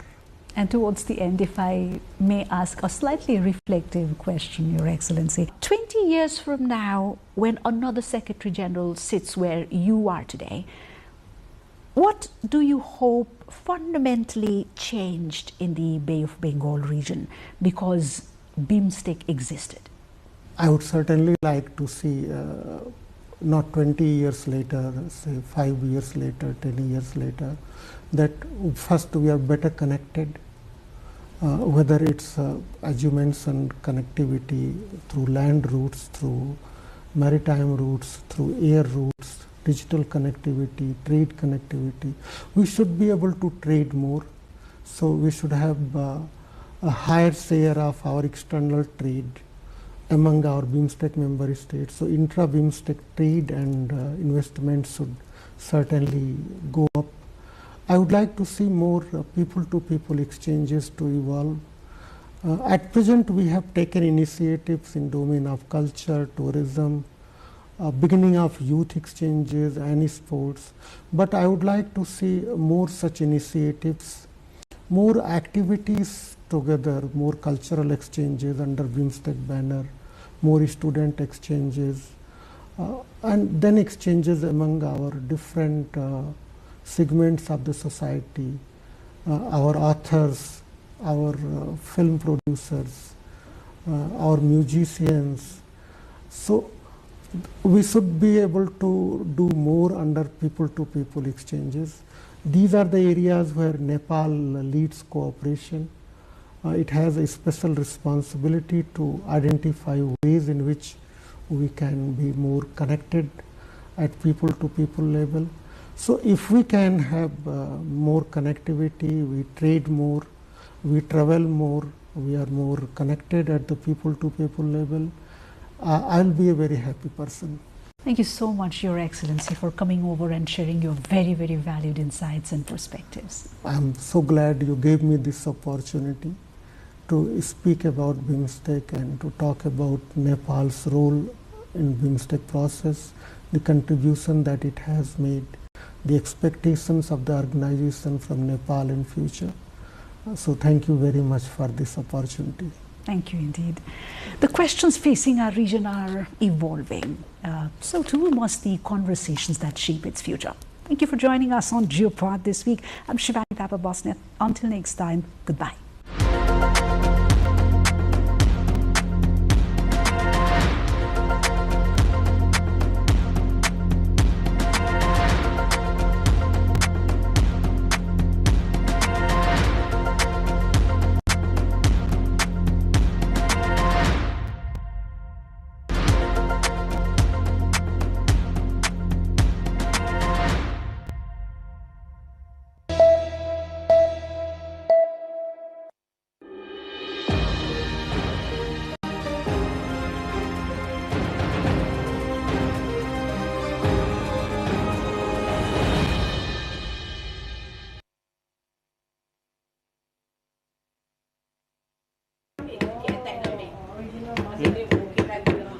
People simply observe and take pride in artists and their promotion of Malaysian culture internationally.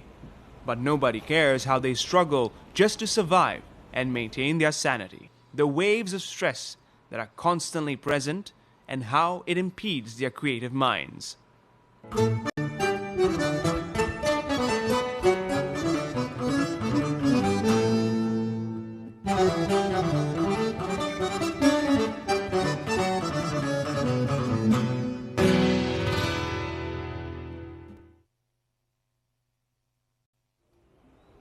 The life of an artist is like an uneven curve. It never moves smoothly through a straight line. As an artist herself, Shima tries to make her life easy and its journey smooth sailing in a straight line. But this does not happen. After graduating with a bachelor's degree in art and design with a major in pottery and ceramics in 1982, Shima started her own business. She did not only do batik paintings on fabric and other soft materials, but also took part in painting, designing and production of batik garments.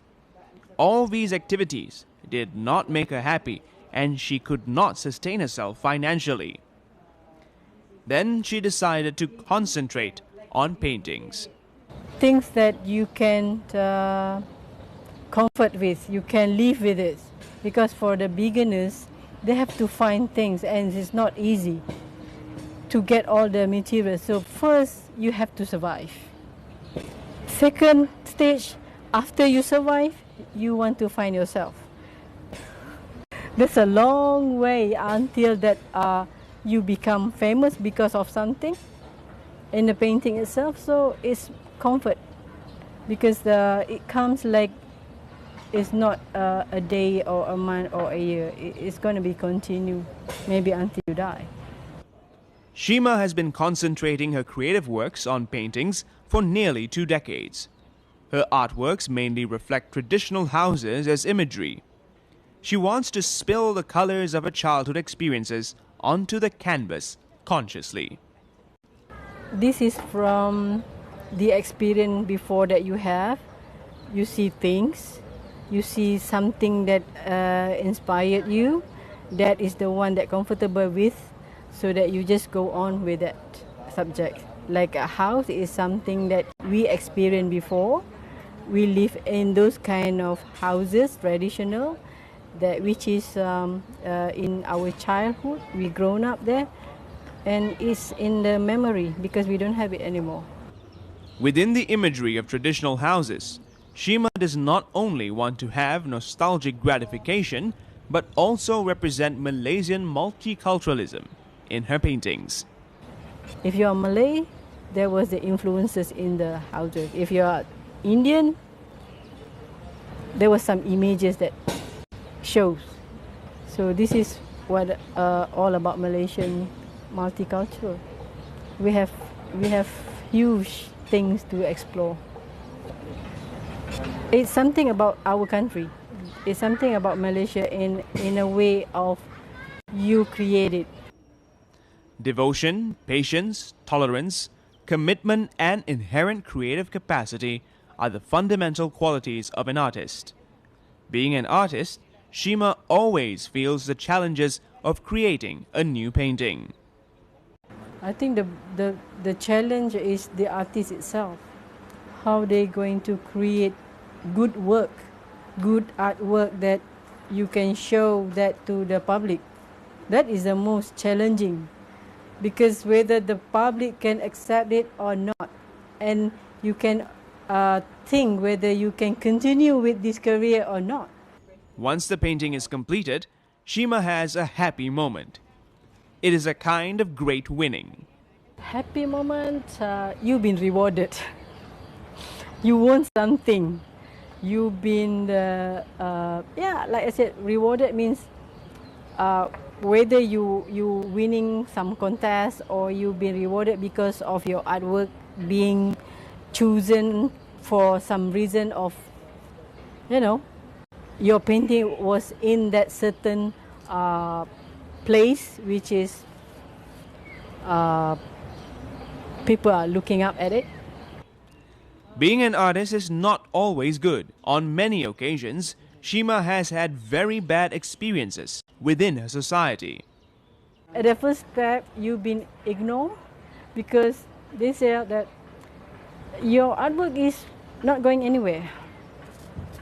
It's very disappointed. Like Shima, 21 other artists have been working in the artist colony. The colony is a traditional village-based art center where artists from different fields and expertise do their works. There are 11 government-subsidized walk-ups, open-air wooden shelters built for artists within the craft complex in Kuala Lumpur.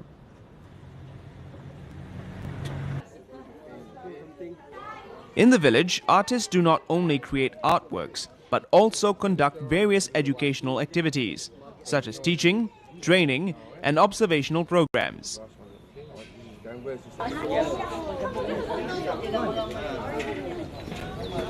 Yeah, that's how you get the color, okay? Wherever you do, you must go. Just a comment on my art.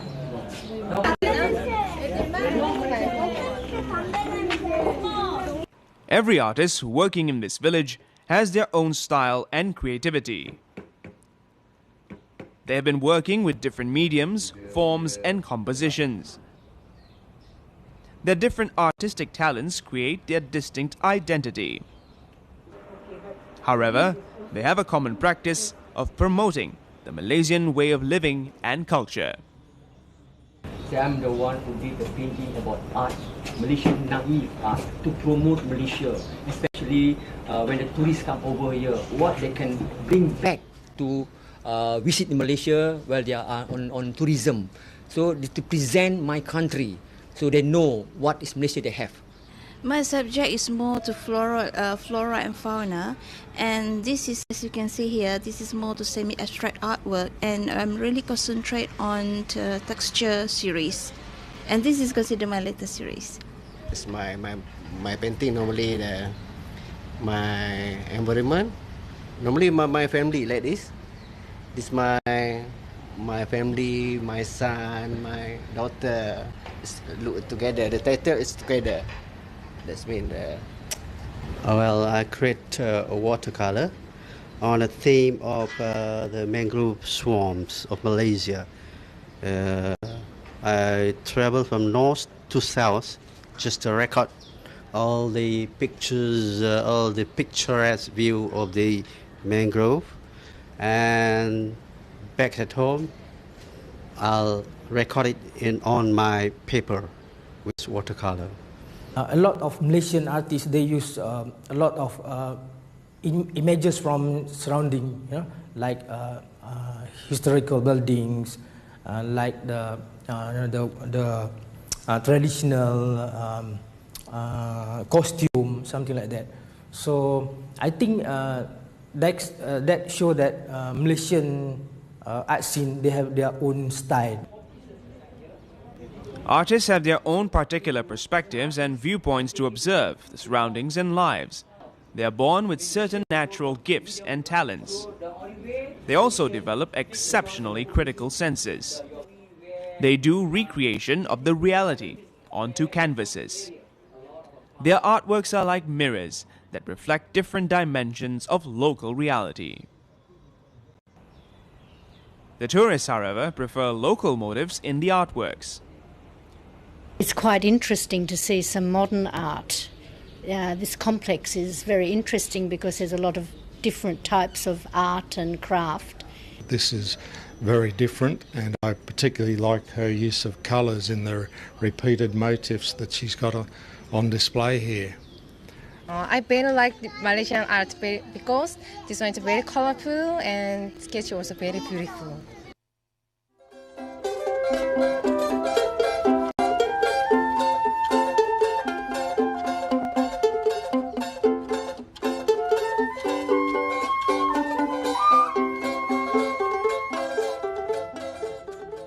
Although the artists have been contributing a lot to promote the Malaysian culture internationally, they are under the wave of extreme stress. They have been struggling with hard times just to survive. Not enough income to survive, to get the sourcing, like selling the painting, to make you alive.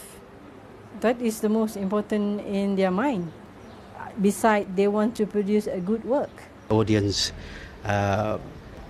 has to have to appreciate Malaysian art more. Di Malaysia ni dari segi pasaran mungkin belum luas. To survive as an artist is quite tough at the moment now. It depends on the how you tackle the customer and how they like it your painting or not. That's the only way. Struggle a lot to keep on survive and keep on doing your work, because many artists you can find they do halfway. The major buyers of Malaysian artworks are foreign visitors. However, due to severe global economic recession, the official statistics of the Malaysian Tourism Ministry show that the inflow of foreign tourists are very unpredictable. This has immensely affected the sale of artwork. Artists have no choice but to bear the pain. We have to think about to promote Malaysian art. Malaysian artists have to try to find the funding, from that way they can promote themselves. If we want to ask government to help us, in that way also can, but the government have a lot of things to think about, so artists should think their own way. I think like Malaysian government have to must start to collect artwork from the artists, like their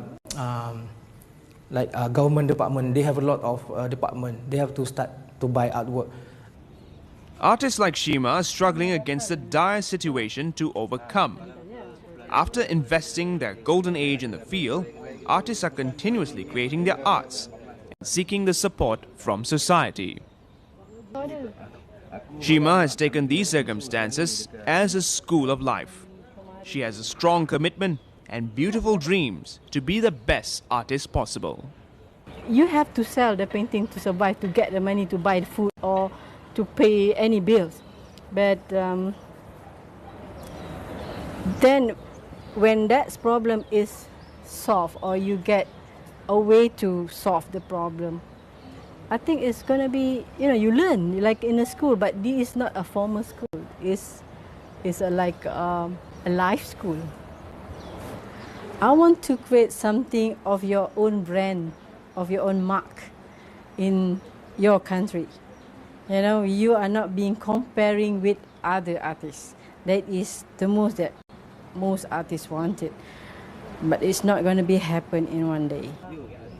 Artists and artworks are an integral part of any society. Despite the extreme stress on their minds, they document the contemporary history of social reality. They also make many significant contributions to social transformation, critiquing evil elements and innovating new ideas.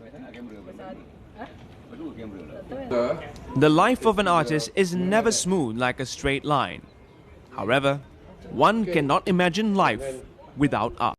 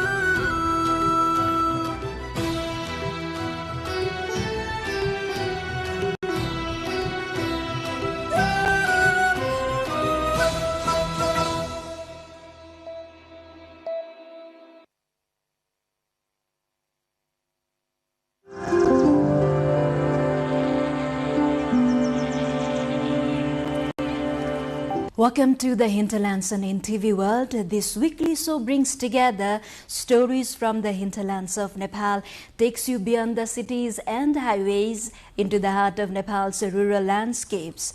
I am Rosina Rai. We begin in Bardia district, where the timeless sound of the sarangi is slowly fading. For generations, members of the Gandharva community traveled from village to village, playing Nepal's iconic traditional string instruments while sharing stories, folklore and local news. Today, however, this centuries-old tradition is at risk, with only a handful of musicians continuing to preserve this unique cultural heritage. Here is our first report.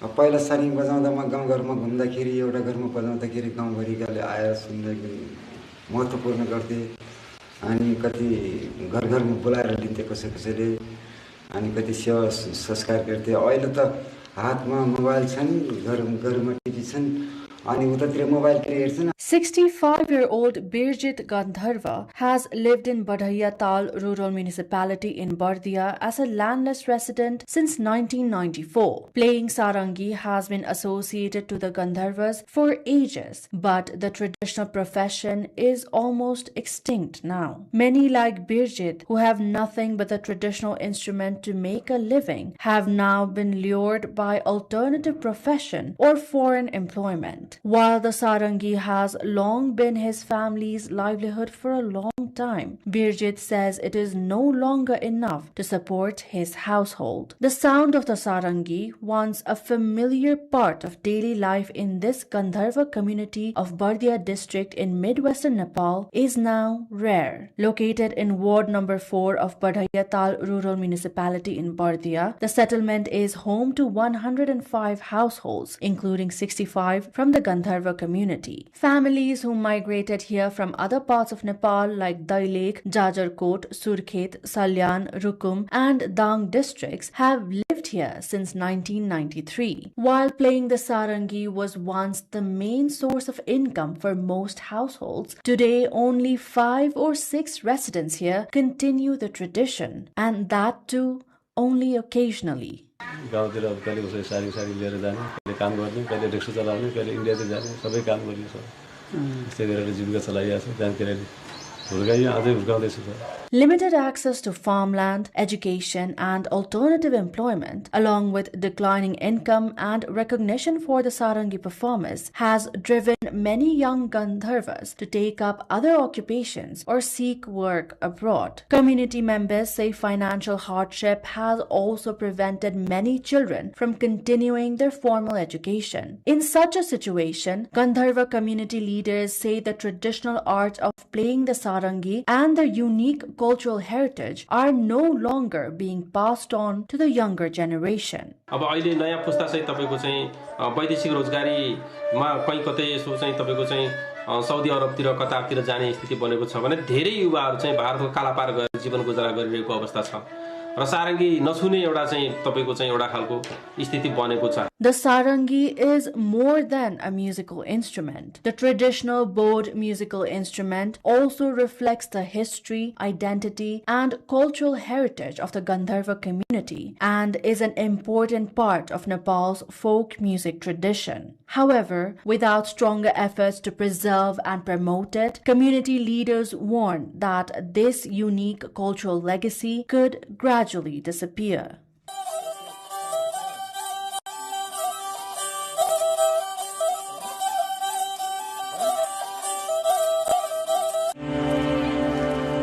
From preserving culture to protecting indigenous crops, Nepal recently marked the second National Millet Day, renewing efforts to promote millet cultivation, improve nutrition, and strengthen food security. But despite these initiatives, the latest data show that both the area under millet cultivation and national production continue to decline. This report comes from Gulmi district. The second National Millet Day is observed across Nepal with the slogan Conserving and Promoting Millet Crops for Food and Nutrition Security. Following the United Nations declaration of 2023 as the International Year of Millets, Nepal has stepped up efforts to conserve, promote and expand millet cultivation. The day aims to protect indigenous crops, promote nutritious food systems and encourage farmers to expand millet cultivation. Although millet is grown in all 77 districts of Nepal, hilly districts such as Gulmi, Arghakhachi, Bhutan, Palpa, Baglung and Sangza remain the country's major production hubs. Despite its nutrition importance, the government data shows that the cultivation and overall millet production have been declining in recent years. According to the Ministry of Agriculture, millet was cultivated on 224,935 hectares of land, producing 300,732 metric tons in the fiscal year 2023-24. In 2024-25, the cultivated area declined to 214,477 hectares, while production dropped to 284,352 metric tons. A similar declining trend has been observed in Gulmi and other hilly districts of the country. Several millet varieties, including kodo, finger millet, junelo, sorghum millet, kaguno foxtail millet, and chino proso millet, are cultivated across Nepal's diverse agroclimatic zones. कोदो एकदम जहाँ रोपे पनि फल्छ तर यसको लगानी ठुलो छ अब यो लगानीको लागि अलिक कृषिलाई चाहिँ अलि राज्यले पनि हेर्ने कोदो रोपेको हो के मरे खेतमा 300 350 भन्छन् नि Traditionally used to prepare dhiro, a traditional Nepali staple food, flatbread, and local beverages, millet is now gaining popularity among people as the demand for healthy and nutritious food continues to rise. Meanwhile, farmers in Rumzatar, Okhaldunga in eastern Nepal also celebrated the second National Millet Day by emphasizing the conservation, promotion, and branding of millet and millet-based products. On the occasion, 7 leading millet farmers were honored for their outstanding contribution to millet cultivation. Our next story takes us to Sangza district, where a historic hilltop village is fighting to preserve its identity.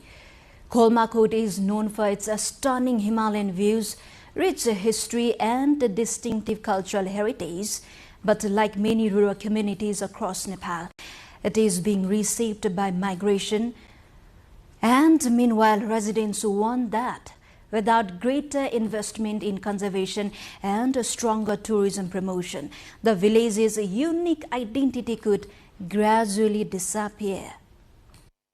Perched about 1,450 meters above sea level, Kolmakot overlooks parts of central Nepal and the northern Himalayan range. Despite its scenic landscape and cultural significance, the village has received little attention as a tourist destination. Local historians say Kolmakot's name comes from a traditional stone oil press once used to extract mustard oil, reflecting the area's long agricultural history.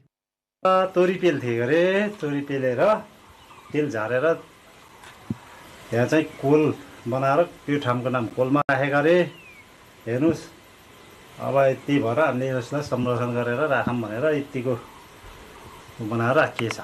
Residents say the village has long been home to Gurung and Dalit communities and continues to preserve elements of its traditional culture. To support the local economy, villagers have opened homestays for visitors. But many younger residents have moved to cities in search of education, jobs, and better opportunities, leaving the community increasingly deserted.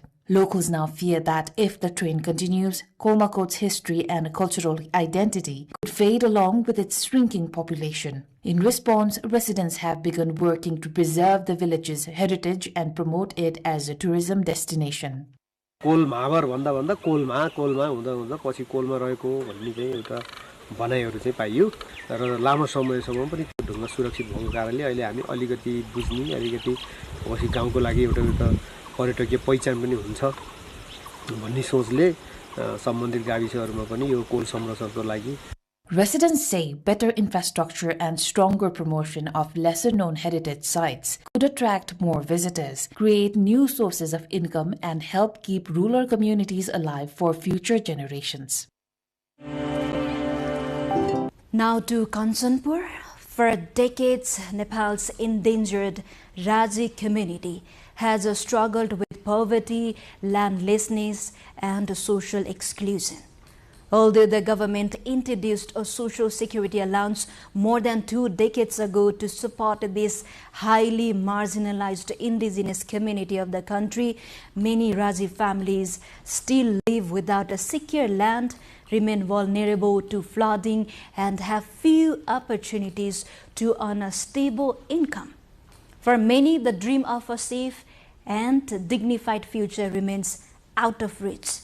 पहिला भन्दा त खाना त पाइन्छ पहिला त धेरै दुःख पाइयो 4-5 दिनको भोकले पनि एक छाक पनि खान पाइएन कति भोगियो कति के गरियो अहिले भर्खर अलिअलि सजिलो भएछ.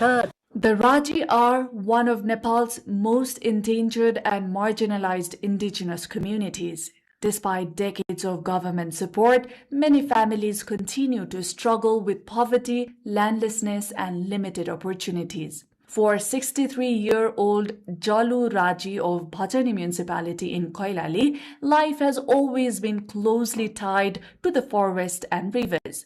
She is one of the representatives of Raji community. Once a nomadic people, the Raji traditionally lived along riverbanks and in forest, surviving by catching fish and gathering wild roots and tubers. In 2062 BS, the government of Nepal introduced a monthly social security allowance for members of the endangered Raji community. Permanent settlements were also established, helping many families move away from the traditional nomadic lifestyle. But while their way of life had changed, many of their challenges remain. Most Raji families still do not own registered land. Jobs are scarce, and the small plots they cultivate are often damaged by floods from the Kandra River, leaving farming an unreliable source of income. For many households, the monthly allowance has become their main means of survival. Community members say it has helped reduce hunger, but it has not lifted them out of poverty. The Raji community is concentrated in Koilali, Bardia, Surkhet, and Chitwan districts. According to 2021 National Population and Housing Census, Nepal is home to 5,125 Raji people. More than half, that is 2,521, live in Sudur Pashchim province, including 2,375 in Koilali and 113 in Kanchanpur. घर अग्लो बनाइदिए भए हुन्थ्यो अनि बाढी आउँछ हाम्रो समस्या पहिला पुर्खाले चाहिँ त्यो मह र के गिठा नै निकाल्थे त्यहीमा मान्छे पहिला सिन्थे अनि यही अलिअलि काहीँ मजदुरी गर्थे अब कहाँ सजिलो रह्यो पहिले सजिलो रह्यो पहिले जाउँ चीज फिर बढ़े रहा था अब तो डॉक्टर बिना नहीं बना. Community members say government support should go beyond monthly allowances. They are calling for secure land ownership, safer housing, better education, and sustainable employment opportunities, measures they believe are essential to ensuring a dignified and self-reliant future for the Raji community. The growing stray cattle crisis has emerged as one of the most pressing challenges in Nepal's Tarai region, threatening both agriculture and public safety. Despite millions of rupees spent by local and provincial governments on cattle shelters and management program, farmers continue to suffer heavy crop losses while stray cattle remain a serious hazard on the roads.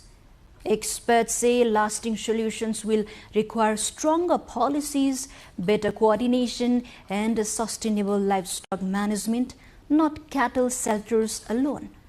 Here is our final report.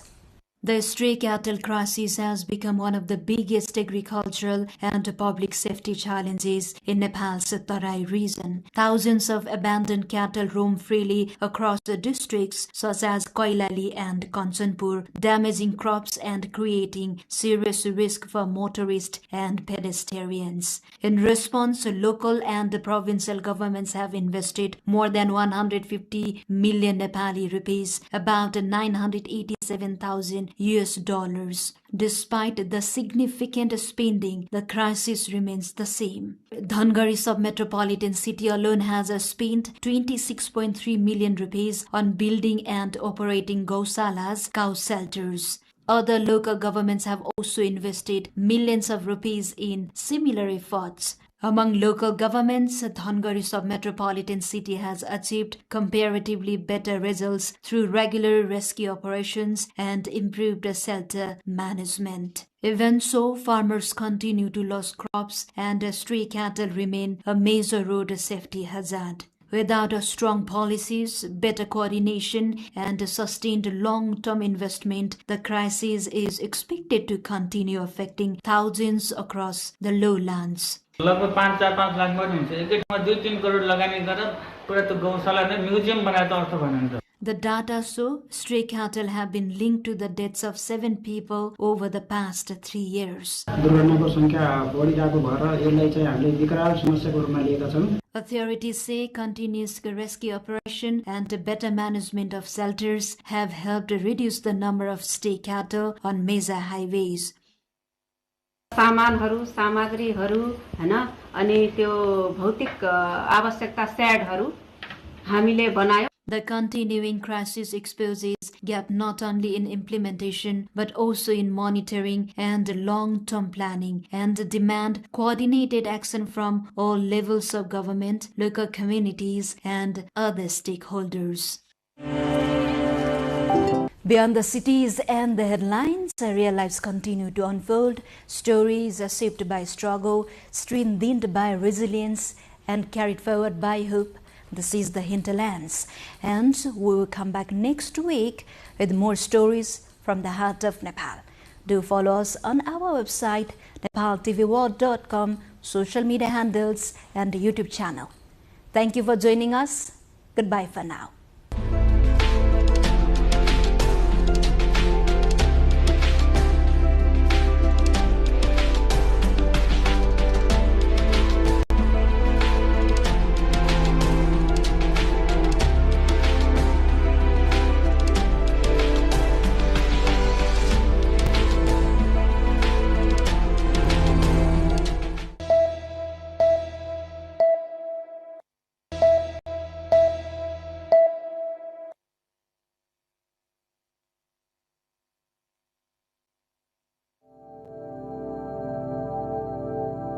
Dailek in Karnali province is a geographically remote district, yet rich with untapped potential for tourism.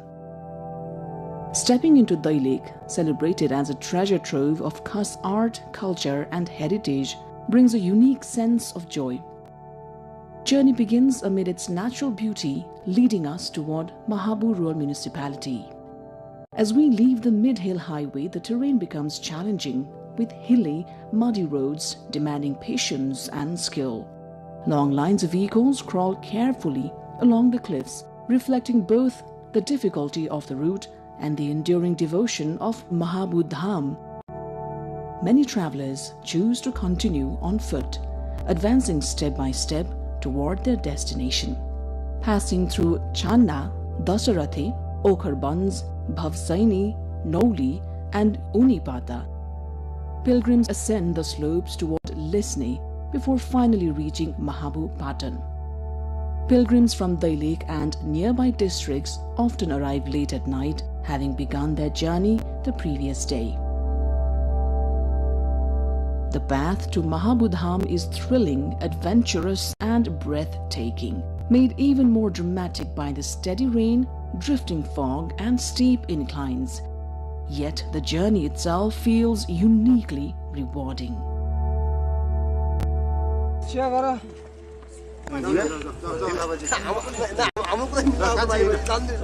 Mahabu Lake or Mahabu Dham, located within Mahabu Rural Municipality, is a remarkable place of natural beauty, religious significance and cultural heritage. Situated at an altitude of 4,200 meters, the area is adorned with emerald lakes, grazing flocks of sheep and goats, and a sky that dances with Himalayan mist.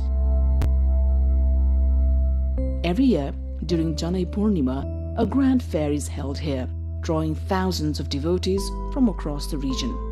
Mahabu Dham's spiritual importance is deeply rooted in the ancient worship of Lord Shiva, revered here as the origin site.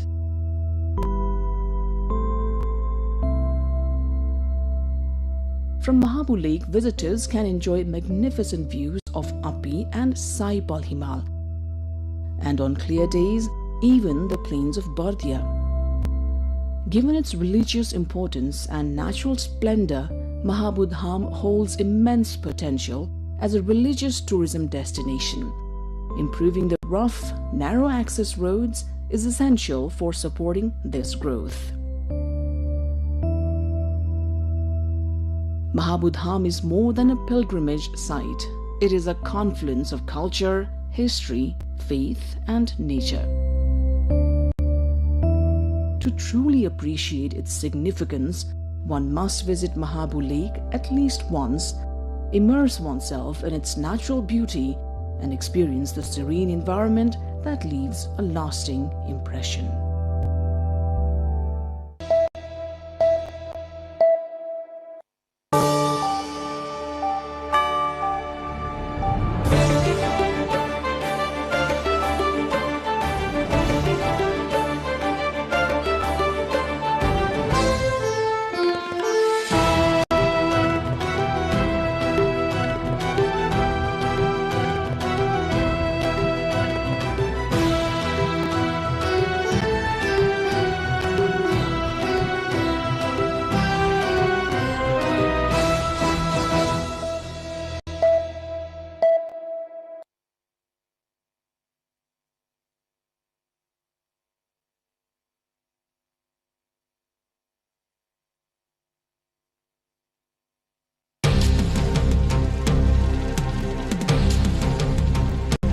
Culture and identity of a nation or community is deeply embedded in its craft and lifestyle. In this, specialized craft producers are major actors. Besides specialized skills and uniqueness, time adds value to such crafts. In this film, we explore two such specialized crafts, one in Kathmandu and the other in Niigata, that have played significant role in elevating their respective national culture and identity in the world's fair.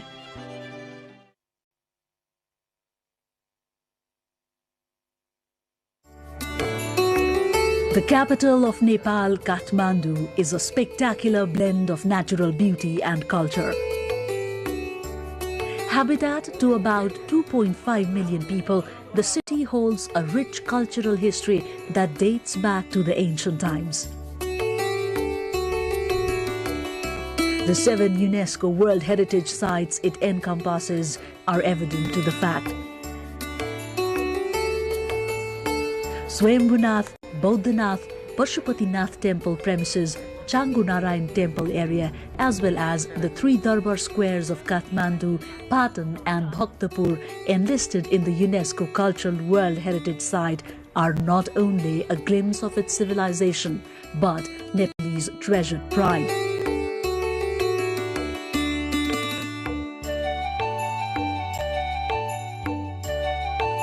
The civilization of Kathmandu that lies 1400 meters above the sea level seemingly holds a close connection with copper products since time immemorial.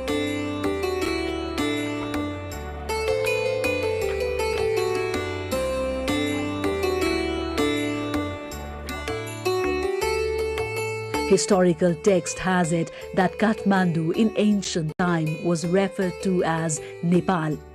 Sanskrit lexicographers have a synonym of tamra or copper as Nepaliklam and Nepalam. Hence, the origin of the name Nepal is assumed to have been derived from the Sanskrit word copper. In Nepal, copper has been a basic raw material to a wide range of art and crafts, including in sculpture, architecture, detail, and housewares making.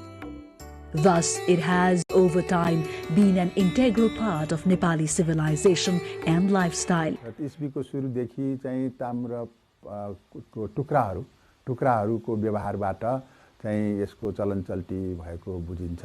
त्यसपछि चाहिँ 6औं शताब्दीमा आएर चाहिँ यसबाट चाहिँ मुद्रा बनाउने चलन आयो।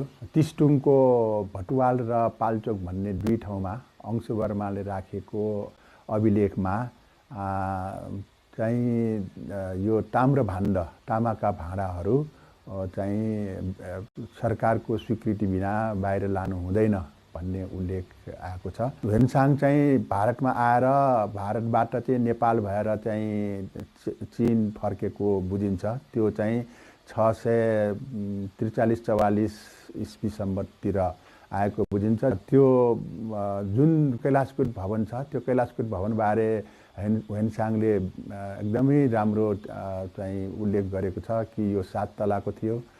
यसको चाहिँ छाना चाहिँ तामाको थियो। यसको चाहिँ नेपालमा चाहिँ तामाको पैसा चाहिँ चल्तीमा छ। यहाँका मानिसहरूले भाँडाकुँडाहरू तामाको चलाउँछ। यी कुराहरू उल्लेख गरेको छ जुन चाहिँ चाइनाको टाङ वृत्तान्तमा अथवा इतिहासमा उल्लेख गरिएको छ। The earliest known Ripause image is Garudasana Vishnu, dated 607 CE from Changunarayan Temple in Bhaktapur. Some historical metal idols of the 6th and 7th century are remaining in private possession or in museum collections abroad. A significant consideration as evidence of copper metal craft are the idols dating back to the 11th century excavated in Makwanpur, which is a district adjoining Kathmandu. At the moment, these rare valuables are safely harbored at the Patan Darbar Square Museum.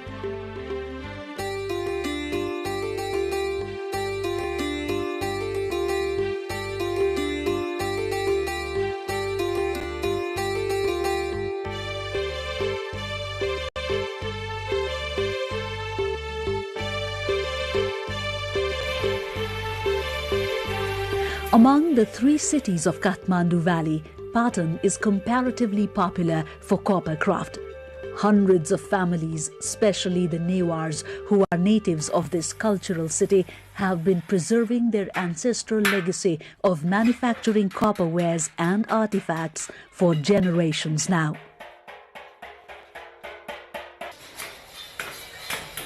In Nepal, copper artifacts are made mainly through 2 techniques, either by lost waxing or ripause, which is a technique of pounding metal sheets.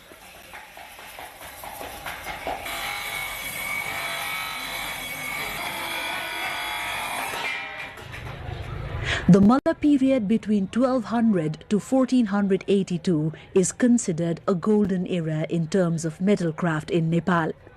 An array of work dazzling in its quantity and quality was produced then, much of which survives.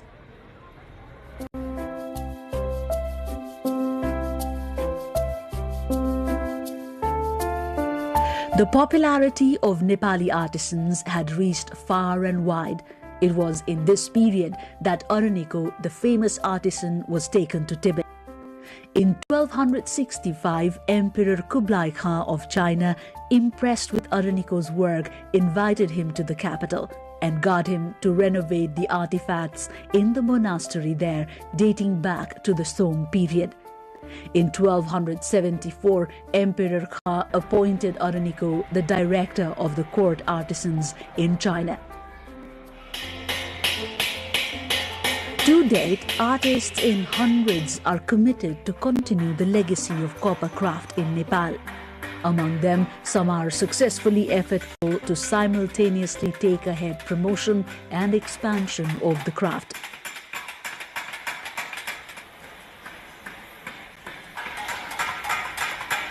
Among such names is Rajkumar Shakya, renowned for his crafts and entrepreneurship.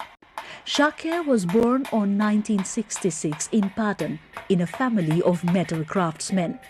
हाम्रो पुर्खौली अब बाजे बराजुदेखि नै यही काममा लाग्नु भएको बुवाले काम गर्नु भएको जासलमा बसेर बुवासँगै बसेर खेल्दै सिक्दै काम गर्दै गर्दै परम्परागत तरिकाले नै सिकेको मैले सानो बेला सिक्दाखेरि त्यति बजार पनि थिएन यो कलाको अहिले आउँदाखेरि यो कलाको चाहिँ बजार पनि अन्तर्राष्ट्रिय जगतमा फैलिँदै गयो यसको चाहिँ उत्पादनमा पनि वृद्धि गर्नुपर्ने देखियो Shakya's works have made a niche both in the national and international market. Passion, focus, devotion, and search for new ideas is what has elevated Shakya's profile as compared to other artists. The incomparable expression of skill and creation of beauty are reflected in his works, which are beyond imagination for any ordinary artists.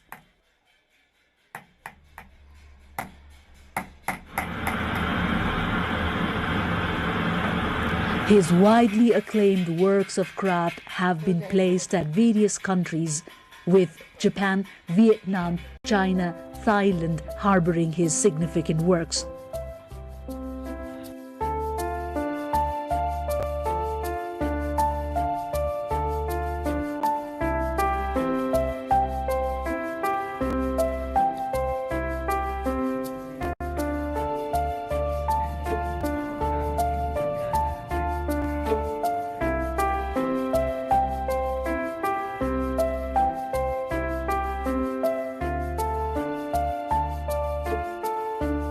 The latest is the 155 feet tall idol of Guru Padma Sambhav in Bhutan. Based on repoussé, pounded sheets of copper were wrapped around iron skeleton, which was built using modern architecture. Supervised by Shakya, it took 4 years for 57 artisans to complete the idol. 2000 expo मा जर्मनमा मैले सबभन्दा ठुलो स्वयम्भूको स्तूपा बनाउने अवसर पाएँ फेरि पछि चाहिँ 2010 मा चाइनामा पनि फेरि एक्सपो वर्ल्ड एक्सपो मा त्यहाँ पनि मैले चाहिँ ठुलो स्तूपा बनाउने र अरु कलाकृतिहरू बनाउने मौका पाएँ त्यसमा चाहिँ अझ मैले चाहिँ हाम्रो हनुमान ढोकाको श्वेत भैरवको मुखाकृति 12 फिटको श्वेत भैरवको मुखाकृति पनि बनाउने अवसर पाएँ त्यो पनि त्यहाँ अब चाइनामा चाहिँ एक्सपोमा प्रदर्शन गर्न पाएँ त्यसपछि अनि चाहिँ मैले भुटानमा पद्मसम्भवको मूर्ति बनाउने पनि अवसर पाएँ Cultural and anthropological experts have highly evaluated Shakya's efficiency and capabilities. त्यो 14औं शताब्दीमा जुन परम्परा थियो हाम्रो नेपालबाट अन्य देशमा गएर चाहिँ नि कलाकारहरूले आफ्नो कला प्रस्तुत गर्ने नेपालको कलाकारितालाई त्यहाँ चाहिँ नि स्थापित गर्ने जुन काम गरेको थियो त्यसै कामको चाहिँ नि निरन्तरताको रूपमा अहिले हामीले 20औं 21औं शताब्दीमा राजकुमार शाक्यजीलाई पाएको छौं यस्तो ठुलो ठुलो ह्युज त्यो मूर्तिहरू बनाउने क्रममा चाहिँ नि त्यो मूर्तिको एउटा स्थानबाट अर्को स्थानमा सार्नु त्यस्तै गरी त्यसलाई चाहिँ प्रोपोर्सनेट मिलाउने आदि इत्यादि टेक्निकल पनि एकदमै कठिन काम हो अब यसलाई चाहिँ उहाँले अत्यन्तै माइन्युटली चाहिँ गर्नु हुँदो रहेछ To reach Shakya's stature, however, takes a lot of dedication, devotion, practice and patience. Thus, not many youth look keen in pursuing with the profession. Keeping this in mind, Shakya also conducts classes for the younger generation in a bid to hand it over to them. Most interestingly, Shakya's son is also one of his pupils and has already joined him in his business. हेरिटेजमा नेपालको एकदम टुरिस्टहरु पनि एकदम आकर्षित भयो हेरिटेजमा हैन त्यही भएर अब बुवा पनि यसमै लाग्नुभयो त्यही पनि मैले नि यसमै गरौँ कि जस्तो मलाई लाग्यो बुवा यति आर्टिस्ट भएर पनि अब मेरोमा पनि धेरै एक्सपेक्टेसन गर्छन् होला अरूले पनि त्यही भएर अब सिक्न काम गाह्रो पनि छ सिक्न अब टाइम पनि लाग्नेछ धेरै सिक्न पनि त बाँकी छ Such noble endeavors, complemented by the engagement of the younger generation, have indeed sparked a hope that the prosperous tradition will be kept alive.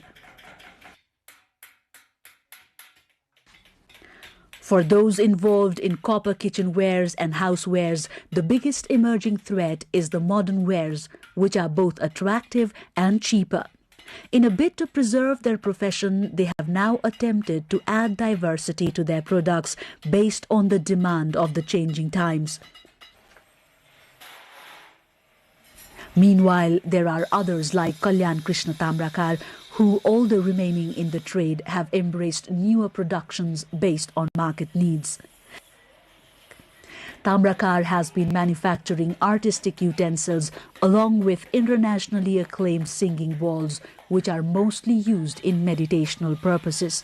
करीब 28 वर्ष भयो सिंगिङ बोल्स नयाँ सिंगिङ बोल्स बनाउने र त्यसमा अलिकति थेरापिक युजको लागि बनाएको सायद नेपालमा पहिलो नै मैले बनाए होला एउटा फिलोसफी हो र जहाँसम्म युटेन्सिल्स मैले बनाउने सन्दर्भमा पहिला यो धेरै पहिलाहरू बन्थ्यो र पछि बिस्तारै यो ब्रोन्जको युटेन्सिल्सहरू लोप हुँदै गयो अनि यो बनाउनु पाए हुन्छ कि भनेर अनि हामीले यसलाई फेरि बनाउन थालिएको. The market for singing bowls is mostly Europe and is used in intensive research and meditation. The sound created from the balls vary based on the utensil itself and is proven effective for improving blood circulation and hence is used in therapy as well. Tamrakar, whose forefathers had been copper craftsmen by profession, has justifiably promoted their knowledge and skills in the wider market through entrepreneurship. Majority of his buyers are from Germany and Japan. やはり他で買いが利かないのと、さらにその日本の求める品質にネパールの人たちが合わせてものを作ってくれるからと思います。私のユーザーは心を癒すそういったツールを大変求めているユーザーが多いです。例えばアロマセラピーの方でヨガの方、そういった方たちの要望に応えるためにネパールから輸入しようと思いました。そうすると残ってる手作りは大変高い、ほとんどアーティストのレベルしか残りなくなります。一般の方が使う商品はもう今やネパールでないとできないのが現状だと思っています。ですから私たちのユーザーはそれを望んでますから、今私もネパールから大変たくさんの量を輸入しています。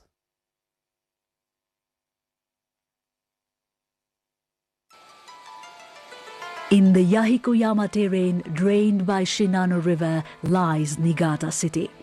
Rice farming is predominant owing to the rich soil deposit which makes it ideal for agriculture.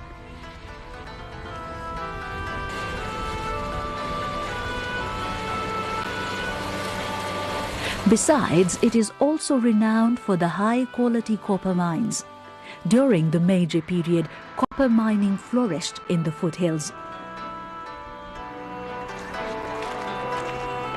Adorned in tulip blooms, the designated city of food and flowers does not rest even amidst thick blankets of snow.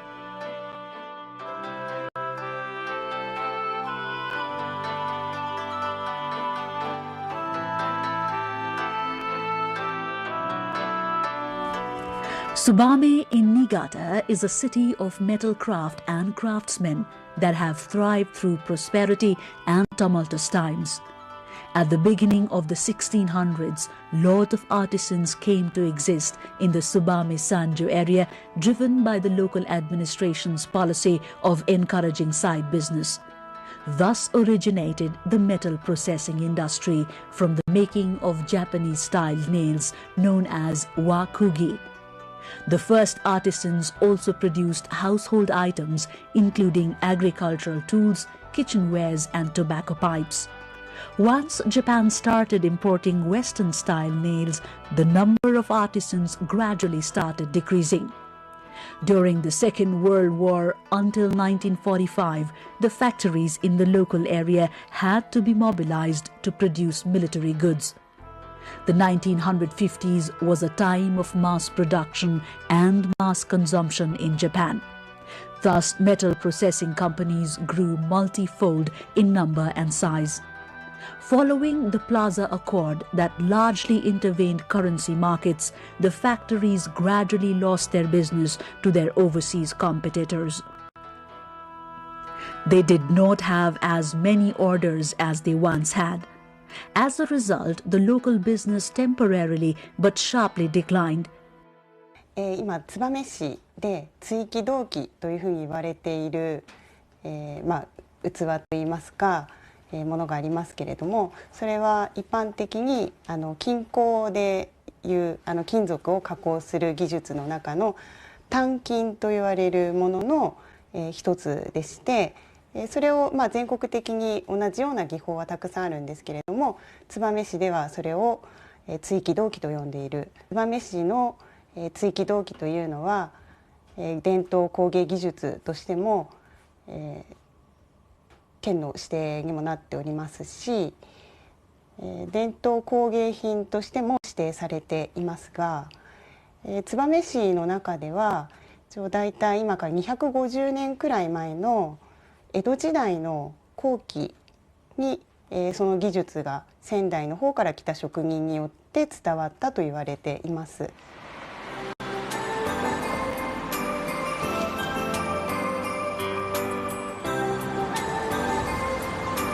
Kakuhei Tamagawa also learned the technique from the craftsman and hence founded Gyokusendo in 1816. Since then, about 300 artisans have kept alive the traditional skills. The company is currently a leader in Niigata to preserve and expand the treasured tradition of Tsukidoki. It is said during the Second World War, when weapons and arms mass production had peaked, the Tsukidoki industry nearly disappeared owing to shortages of copper. It was Gyokusendo's then leadership that brought back the craftsmen dispersed across the country, that helped in the revival of the industry.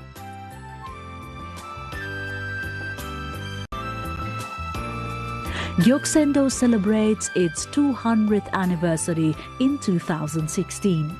Today, its outlets are spread in top-notch departmental stores in high-end streets of Japan and overseas.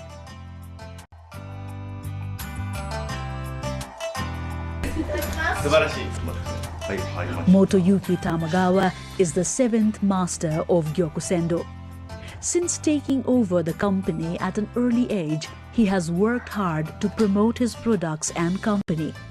Tamagawa, who strongly believes in adapting to business management style with time rather than changing age-old skill patterns, introduced the trend of putting his artisans in direct contact with the customers at Gyokusendo's outlets and during exhibitions. This, he believes, not only helps customer understand the skill and hard work required to create an artifact, but also helps the artisans learn the needs and tastes of the changing times. 顔の見える商売をしようと思ったんですよね。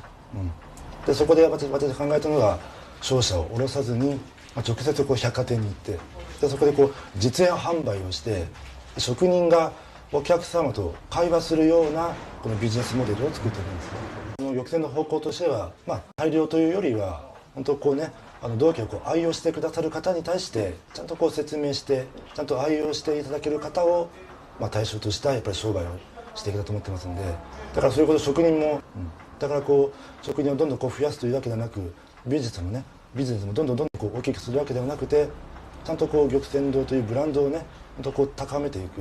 でお客様のその愛用する、顧客満足度もやっぱり高めていくというところがすごく大事だと思ってますね。At the Gyokusendo factory, about 15 artisans of various ages work hard by the day to improve their skills. Working with Gyokusendo is a dream for many artisans. Gyokusendo recruits one from among hundreds applying every year. For a craftsman, it can take about 20 to 30 years to acquire proficiency to handle a set of techniques all by himself. Each stroke in tsukidoki is made in such a way such that the marks do not overlap. The proficiency of an artisan is observed in a vessel made out of one copper sheet and without any seams. For the younger artisans, it is a matter of a lot of perseverance and patience. Today, all independent tsukidoki artisans in Tsubame were once trained at Gyokusendo. Among them, a prominent name is of an artist par excellence, Master Norio Tamagawa.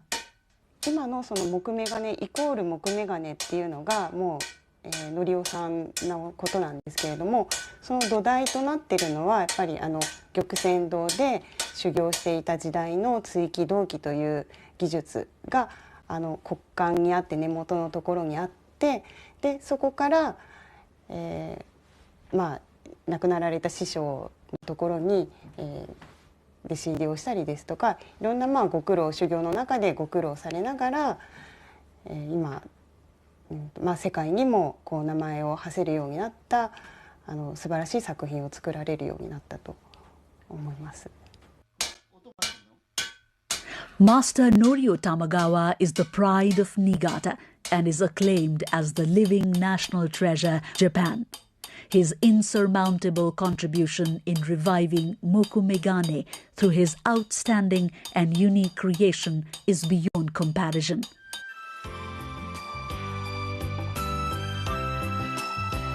The Tsubame Industrial History Museum, which is a hub to compile, preserve and exhibit industrial heritages, has set up a separate section to exhibit his works. This meticulously carved artifact harbored at the museum is the master's signature art piece. The masterpiece is a delicately hammered, refined handiwork that, owing to its traditional aura and aesthetic value, has awed art lovers and consumers across the world. いわゆる就職って言いますか、会社へ入りますね。会社従業員として入って、何年か経った時に少し外の世界も見たいと思って東京へ2年ばかり修行に行ったんです。日本の芸大っていうね、その人たちとの交流もあったんで、その作品、私の場合はずっとほら商品を作ってたわけでしょ。商品じゃない作品作りのペースっていうのをね、ああ違うもんだなっていうのをつくづく感じましたね。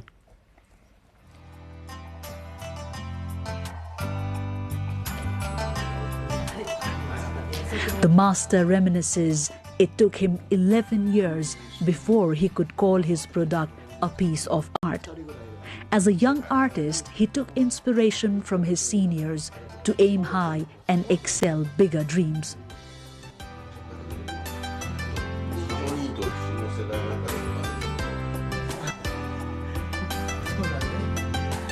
Sakuhin作りには影響ないね。作品の場合はあくまでも個人の欲求のままに作るんですからね。世間が何を求めてるかっていうのはあんまり関係ない。っていうのは力がいる仕事なんでね。もう70過ぎてね、現役っていうのは今まであんまりいなかったんです。だから私は仕方ないからやってるけども、だから夢はないけども、もう作品をいくつ作れるか。The traditional skill nurtured by newer skills, tools and technology has elevated the 200-year-old technique to a world-class art. Contemporary tsukidoki products include a wide range of aesthetically distinctive housewares and artifacts. Mr. Tatsushi Tamagawa, currently the chief manager at Gyokusendo, is Master Norio Tamagawa's son. He started as an artisan at Gyokusendo. Since then, much has changed. He has seen the changing business landscape, the diversity in products, which he says directly or indirectly determines the mindset and working style of an artisan. 言われたものを早くきっちり作るっていうのがというのがいい職人だと思うんですけども、最近はプラス、いろいろこういう喋るものとかも今はそういうふうに、いろいろお客様に説明するとかそういうものも含まれて、全てこなしていい職人になるのかなという感じは最近はありますね。Most fascinatingly, his son Keita, the youngest of the Tamagawas, also works under him at Gyokusendo. At 20, Keita is already an efficient beginner. Initially driven by his grandfather's success when he joined the company, it was but a prized escape for Keita. But now, Keita is intensively working hard to attain the precision to be a better artist. そうですね。どちらの方もすごい仕事に対して一生懸命で寡黙なので、そういうところを自分に取り入れられたらいいなとは思ってますね。なんか、僕のお父さんもだんだんおじいちゃんに真似してるっていうか似てきているのでなんかそうですね。おじいちゃんからはやっぱりちょっと仕事がすごいテキパキ早いので、そういうところをちょっと見習いたいなとは思いますね。はい、そういうところです。はい。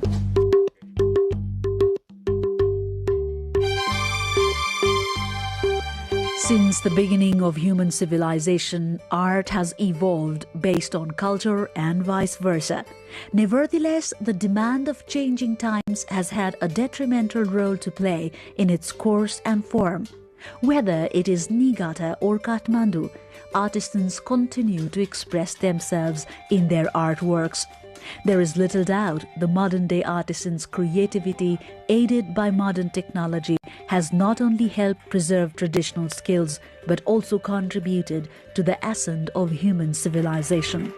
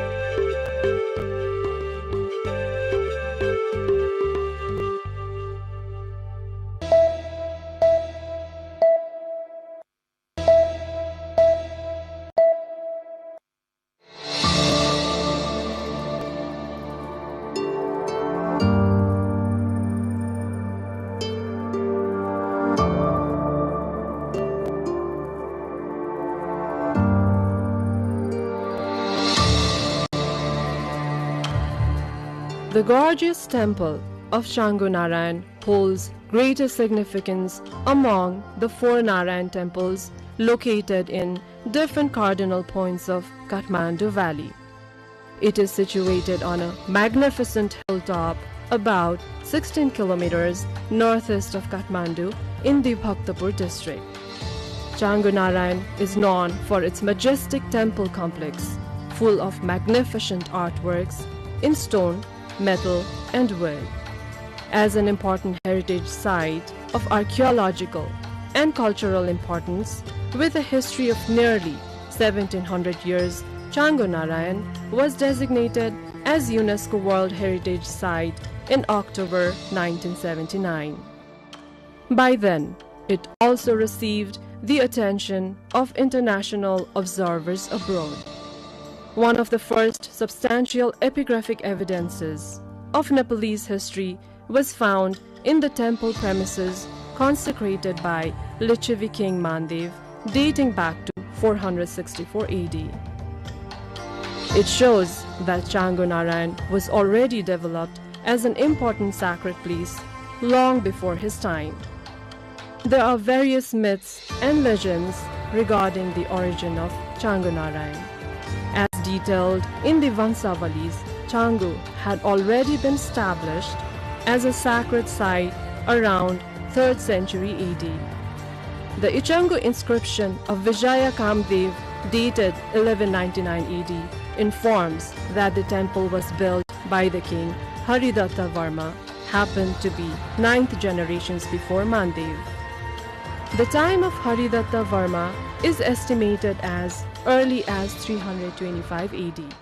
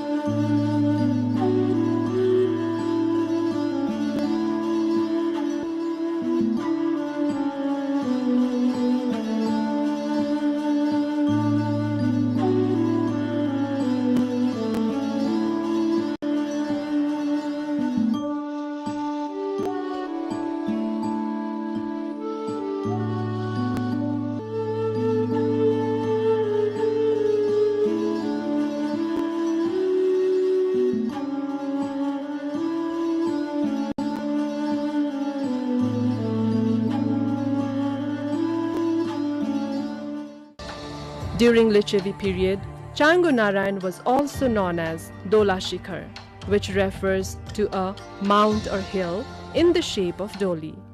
Gopal Raj Vansavali and the Changu inscription also mention it as Changu, a Newari word that refers to swing-like hill. But the evidences show that this particular place was popular as Changu Narayan from the earliest time, and the same name exists in the society till present.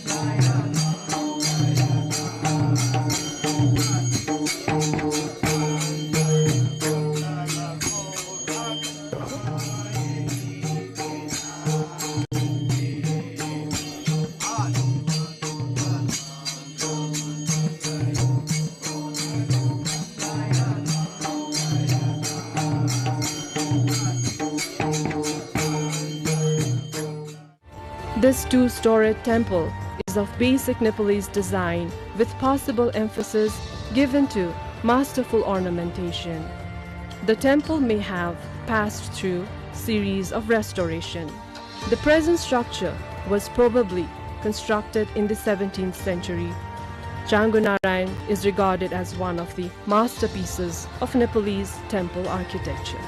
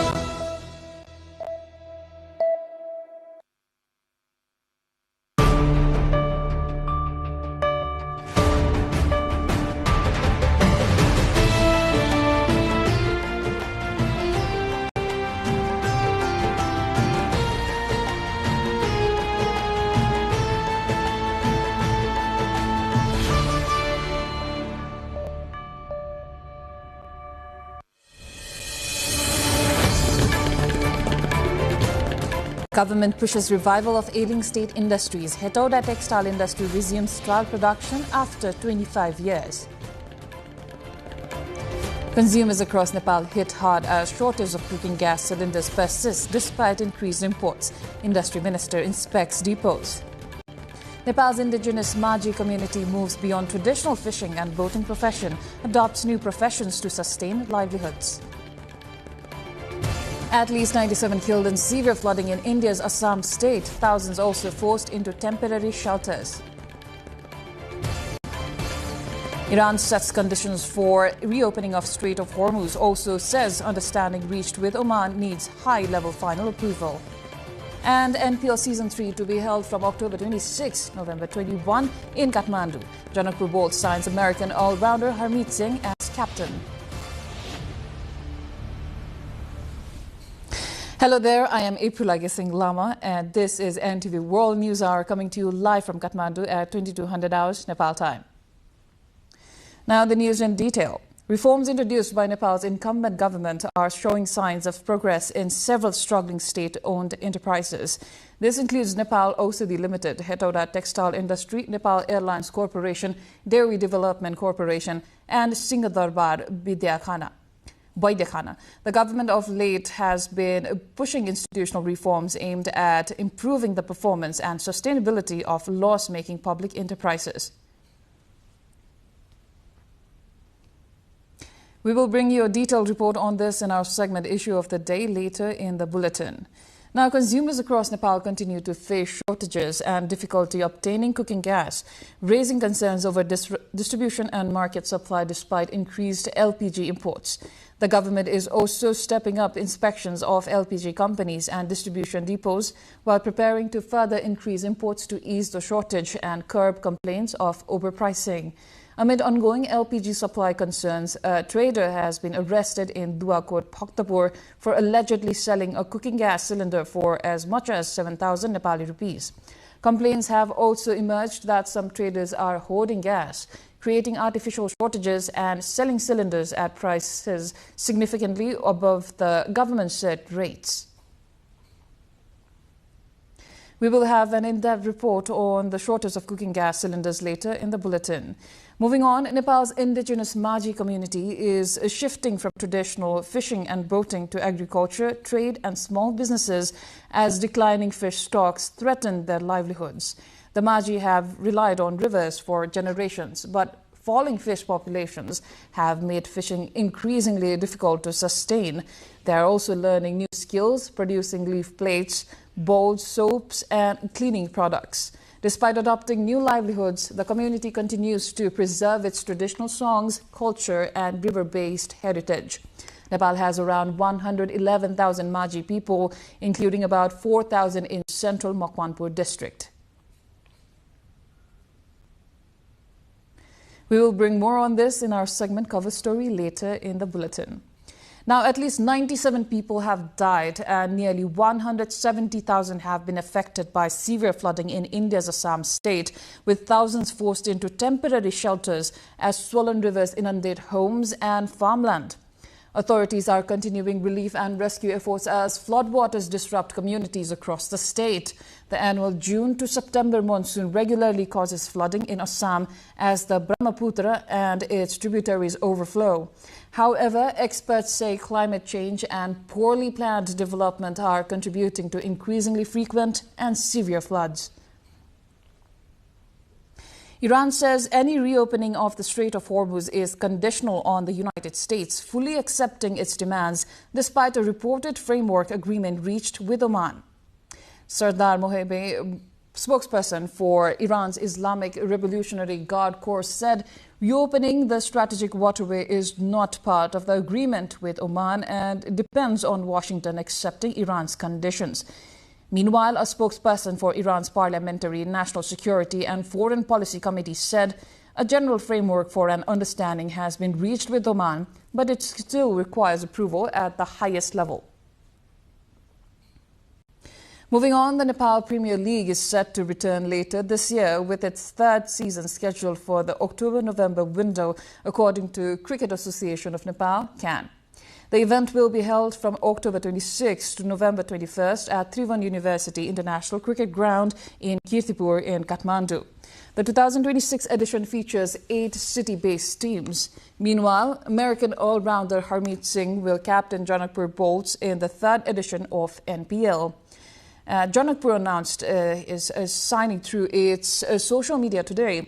The spinner played a key role in helping Sudur Paschim Royals finish as runners-up in the last 2 editions.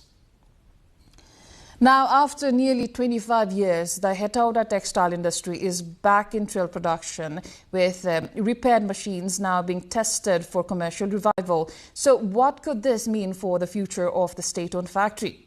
We'll have the details after a short break.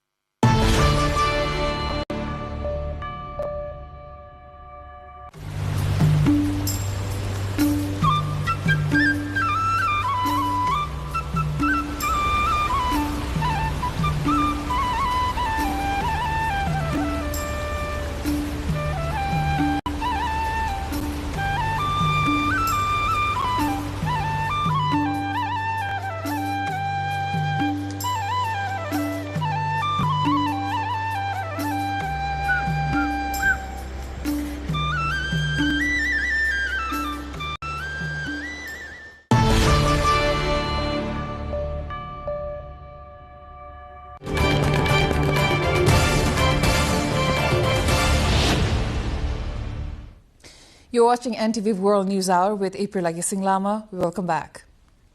The reform measures initiated by the Nepal's incumbent government have started showing promising results in the revival of ailing national industries and corporations. Prime Minister Balinder Shah has also said that the government's reform drive demonstrates that struggling state enterprises can be revived through effective reforms, accountability and coordinated efforts. Nepal Aushadhi Limited has sold medicines worth 23.8 million Nepali rupees in the past 4 months after meeting WHO Good Manufacturing Practice standards.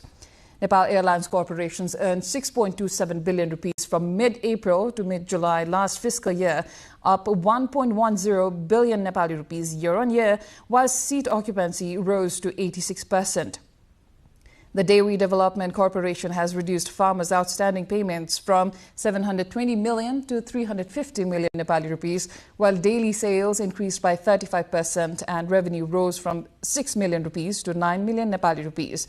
Meanwhile, Singha Darbar Vaidyakhana has produced and marketed Ayurvedic medicines worth 111.6 million rupees since the government was formed and is targeting production of 150 types of medicines this fiscal year.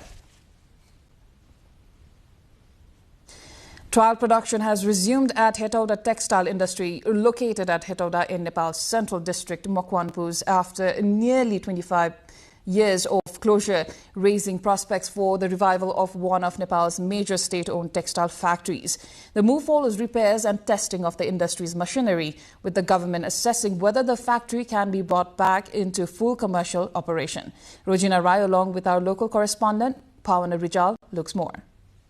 The Hetauda textile industry has resumed trial production, raising hopes for the revival of the long-closed state-owned factory. A team from the Nepal Army's Directorate of Production has repaired and tested the machinery at the industry and begun trial operations. According to the Ministry of Industry, Commerce and Supplies, initial tests have confirmed that the machines are operational and that the industry has the potential to resume production. The government plans to operate 10 machines in the first phase. Some machines have already been brought into operation, while others are undergoing repairs and calibration. Once the trial production is completed, the Nepal Army will submit a detailed report to the government. The report will assess the total output during the trial, the conditions of the machinery, and the feasibility of operating the industry on a commercial basis. Based on the report, the government will decide how and at what capacity the industry should be brought back into operation. Officials say preparations are also underway for a formal inauguration once all the machines are fully operational. At full capacity, the industry could produce around 28,000 meters of fabric a day.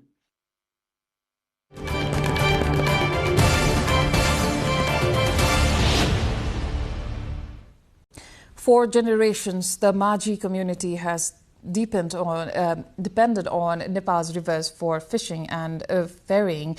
But as that way of life becomes harder to sustain, they're finding new ways to earn a living without losing their traditional identity. More on this after a short breather.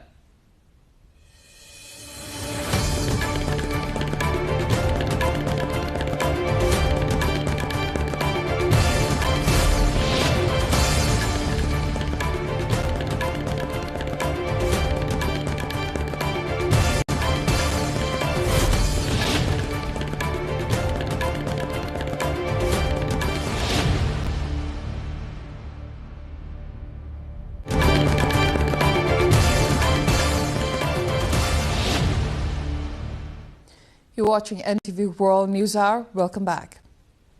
In Nepal, an indigenous fishing community is being forced to reinvent itself. The Maji community has depended on rivers for their livelihoods for centuries. But with fish disappearing, they're now turning to farming, trade and small industry while trying not to lose their identity in the process. Smituki Singh Tamang along with Bhavna Rijal brings a report.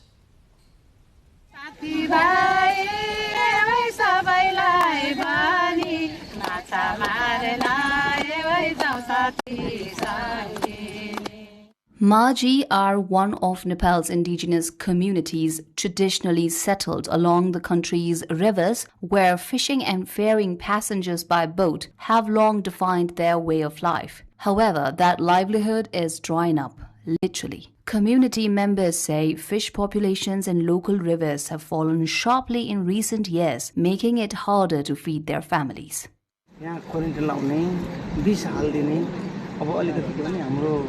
हाम्रो पेसालाई घरमा पार्ने कारण के भने अब अरूहरूले हामी त त्यसकै रीति गर्दाखेरि हामी बचाउन सकेनौं अहिले चाहिँ विष प्रयोग गर्ने करेन्ट लाउने गर्दा अब हाम्रो पेसा नै घरमा परेको कारणले अहिले पहिला जस्तो नपाउने कारणले गर्दा अहिले हामी यो माछा मार्ने पेसाले मात्रै हामी थाम्न सकेन अहिले हामी अरू काम गर्छौं अहिले त खोलामा माछा मार्ने कामै त्यसै छोडिदिसक्यो.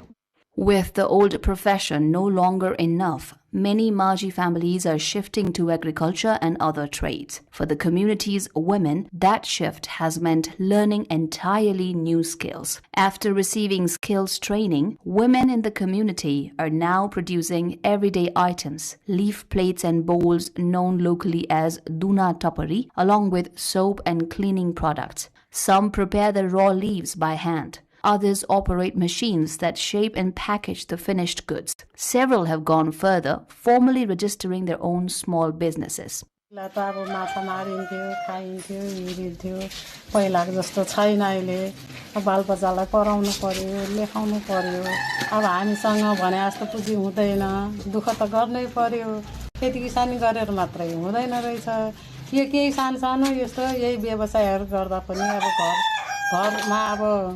यताउति काम गरेर पनि अब ठीक हो के फुर्सद समयमा त्यस्तो तालिम लिएको राम्रो पनि हो यो भन्दा अलिक झन् ठुलठुलो तालिमहरु अझै पाउँदै गयो भने त्यो पनि झन् राम्रै हो. साबुन सरफ अनि झोल साबुन हार्पिक यो कुराहरु हामीले यो भवनमा सिकेका छौं. हाम्रो चाहिँ 15 दिनको तालिम थियो अनि उद्योग वाणिज्य कार्यालयद्वारा चाहिँ हामीलाई मेसिन पनि उपलब्ध गराउनु भएको छ र हामी चाहिँ अब दर्ता प्रक्रियाद्वारा नै अगाडि बढेर चाहिँ हामी यो कामलाई सुरु गर्न गइरहेका छौं. This push is part of a self-employment program run by Nepal's Bagmati provincial government aimed at uplifting marginalized communities, providing not only training but the machines and equipment needed to get small businesses off the ground. हामीले तालिम दिइसकेपछि लगभग 2 जना उद्यमी आएर हामी कहाँ उद्योग दर्ता गरिसक्नुभयो र यस वर्ष 83-84 मा पनि यो खालको कार्यक्रम फेरि दोहोरिएको छ. उहाँहरूलाई हामीले आगामी दिनमा पनि नयाँ तालिमहरू भन्दा अहिले तालिम दिएकालाई अझ स्तरोन्नति तालिम दिएर उहाँलाई दक्ष जनशक्ति बनाउने, रोजगारी बनाउने, उद्योगी बनाउनेतर्फ हामी लाग्ने कार्यक्रम. The initiative also targets other marginalized groups living in Nepal's Ramecha, Sinduli, Chitwan and Makwanpur districts, including the Bote, Hayu, Musahar and Bangkaria communities, with the goal of boosting local industry, income and employment. But even as they adapt, the Maji are working to hold on to who they are. Community members regularly gather to sing traditional songs and pass down memories of the river-based lifestyle their ancestors lived.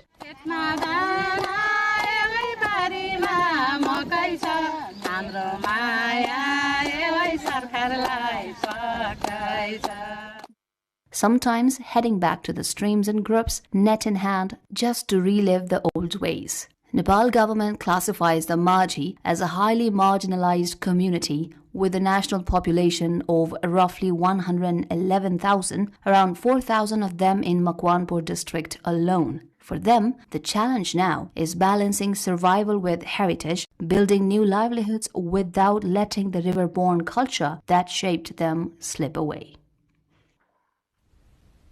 Now, in this context, we spoke with members of the Maji community to understand the struggles and challenges they are facing. Let's hear what they had to say. अहिले हामीलाई भवनको एकदमै समस्या छ. हामी यत्रो जे तालिम आइन हामीले बस्ने ठाउँ छैन, त्यसको पनि एकदमै आवश्यक छ. हामी यो मेल राखेको ठाउँमा मेल नचलाएको भएर यो बस्ने ठाउँ पाएर बस्यो हामीले कुन्ची पनि लगानी गरिदिनु भयो भने हामीलाई झन् सहज हुन्थ्यो. यहाँको बेरोजगार महिलाहरूलाई रोजगार हुन्थ्यो. जस्तो लाल पूर्जा दिएको भए हुन्थ्यो, छैन दिएको लाल पूर्जा पनि अब आफ्नो नाममा सार्नु पर्थ्यो.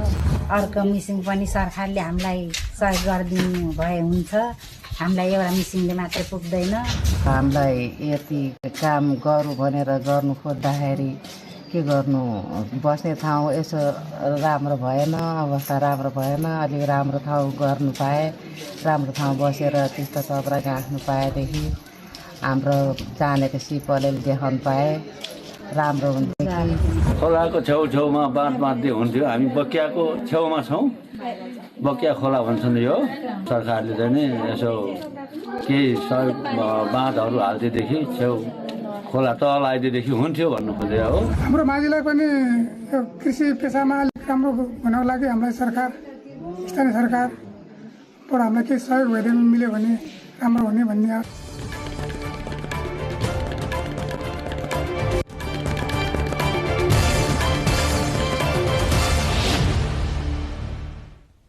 That was the cover story of the day. Now let's move on with more updates. Rashtra Swatantra Party RSP chairperson Robi Lamichhane has said the state should always recognize and honor the country's highest taxpayers. Addressing the 22nd annual general meeting of the Nepalese Young Entrepreneurs Forum in Kathmandu, Lamichhane said entrepreneurs and business people contribute to the state through taxes and should be encouraged and recognized. Responding to questions over the government's performance after 4 months in office, Lamichhane said the government was gradually making progress and working toward better results, which would become visible in the coming days. यो उडान जसलाई गन्तव्यमा पुर्याउनको निमित्त हामीले लिएर हिँडेका छौं, अलिकति turbulence आएको हुन सक्ला. कहिलेकाहीँ मौसमले गर्दा टर्बुलेन्स आउँछ. तर sit back and relax, fasten your seat belt. हामी गन्तव्यमा सुरक्षित पुर्याउँछौं. हामी छौं. अप्ठ्यारो पर्यो भने त्यसलाई सम्हाल्न सक्ने गार्जियनशिप पोलिटिकल पार्टीसँग छ. सरकारले आफ्नो बाचा, आफ्नो लक्ष्य अनुसार काम गर्छ. सरकारले काम गरेनछ भने हामीसँग राजनीतिक पार्टी छ. बाटो बिरायो भने सरकारलाई जतिखेर पनि कान समाउन सक्ने क्षमता पोलिटिकल पार्टीले जहिले पनि राख्छ। In other news, the Nepal government says there is no shortage of cooking gas in Kathmandu Valley, with more than 100,000 cylinders being distributed daily above the usual supply. But consumers tell a different story, with long queues and hours of waiting still common to secure a cylinder. Amidst such growing complaints, Minister for Industry, Commerce and Supplies, Gauri Kumari Yadav, today inspected a gas distribution center in Teku to assess the situation and address concerns over supply. Diksha Awasthi along with Savina Praja brings more. These visuals are from the LPG gas distribution center in Teku, Kathmandu. Long queues of consumers waiting for gas have been seen here since early morning. Among those in line are students and daily wage workers. Even postpartum women and families with children have been forced to wait for hours.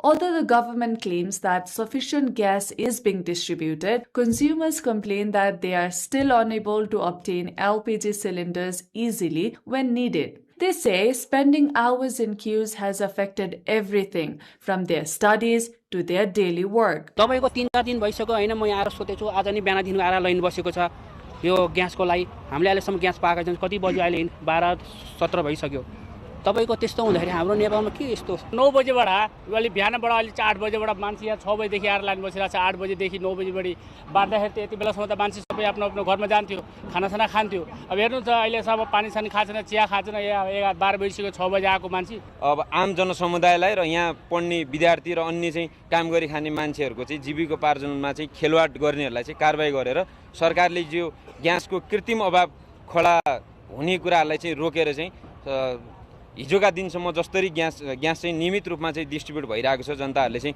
नियमित रूपमा ग्यासहरु पाइरहेको थियो त्यो कुरालाई चाहिँ सम्बोधन गरोस् भन्ने चाहन्छु। Minister for Industry, Commerce and Supplies Gauri Kumari Yadav visited the Teku LPG distribution center to understand these problems firsthand. She directly interacted with consumers and listened to their complaints and concerns. Meanwhile, Nepal Oil Corporation has also claimed that LPG supply is sufficient. According to the corporation, the current problem is more related to demand and distribution management than to a shortage of supply. However, there is still no clear indication of when consumers will be able to get LPG cylinders easily. कुनै अन्तर्राष्ट्रिय जगतमा आउने gas आउने खतरा केही छैन sufficient हामी ल्याउँछौं किनभने नेपाल सरकारले नेपाल लाइन निगमलाई स्थापना गरेकै त्यसैको जसको छ नआइदिनु हेर्नु आधी लाइन कम हुन्छ। According to the ministry, the demand for LPG has increased as the number of empty cylinders has risen following the resumption of full cylinder distribution. The ministry says efforts are underway to increase supplies from India in line with the growing demand. आइलिङमा हामीले quick response Tim भनेर राखेका पनि छौं। उद्योगीहरुको तर्फबाट आइलिङको तर्फबाट र मन्त्रालयको तर्फबाट पनि व्यक्तित्वहरु त्यसमा हुनुहुन्छ।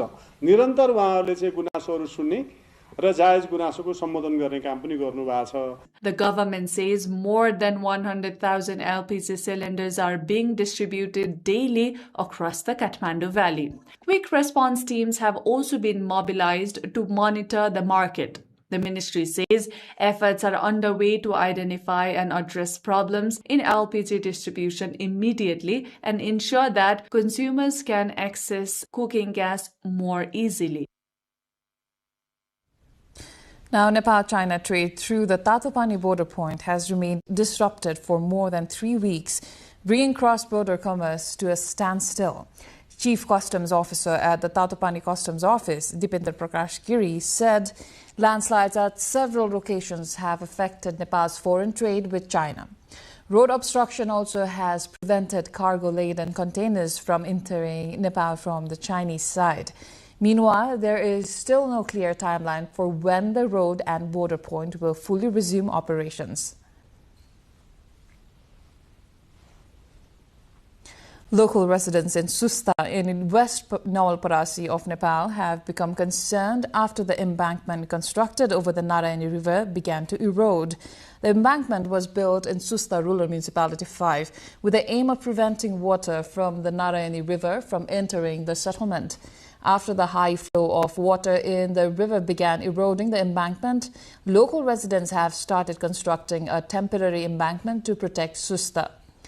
Rabindra Jaiswal, spokesperson for the Save Susta campaign, said that the embankment was being constructed through local residents' efforts to protect the settlement from erosion and flooding. For the past week, residents of Susta have been attempting to prevent the Narayani River from entering the settlement by constructing a temporary embankment using materials such as sand-filled bags, wire mesh, soil and grass. Meanwhile, to protect Susta from the risk posed by the Narayani River, the Irrigation and Water Resources Management Project, Bharatpur Chitwan, has constructed approximately 1 kilometer of river embankment in the first phase at a cost of 115 million Nepali rupees, according to project engineer Bel Bahadur Vishwakarma. Now, the historic Tantric Bhairav dance, also known as Timi Bhail, will be performed in ancient Bhaktapur city's Madhyapur Timi from August 14 to September 2nd. The centuries-old tradition will be organized for the 25th time this year. Rooted in the ancient culture of the Kathmandu Valley, the dance begins after Ghantakarna Chaturdasi with a secret ritual worship of Nasadeo, the deity of dance. Performed in 27 traditional rhythms, 5 principal dancers represent Bhairav and Mahakali. Locals say the tantric ritual was historically performed to protect the community from evil spirits and maintain peace. Training for the dance and traditional music has already begun, with Madhyapur Timi municipality providing the required instruments. The dance will be performed in different neighborhoods following Gai Jatra festival. Organizers estimate the event will cost around 4 million Nepali rupees, with funding being collected from local communities and donors. Now, before we check more updates, let's have a reminder of the top stories.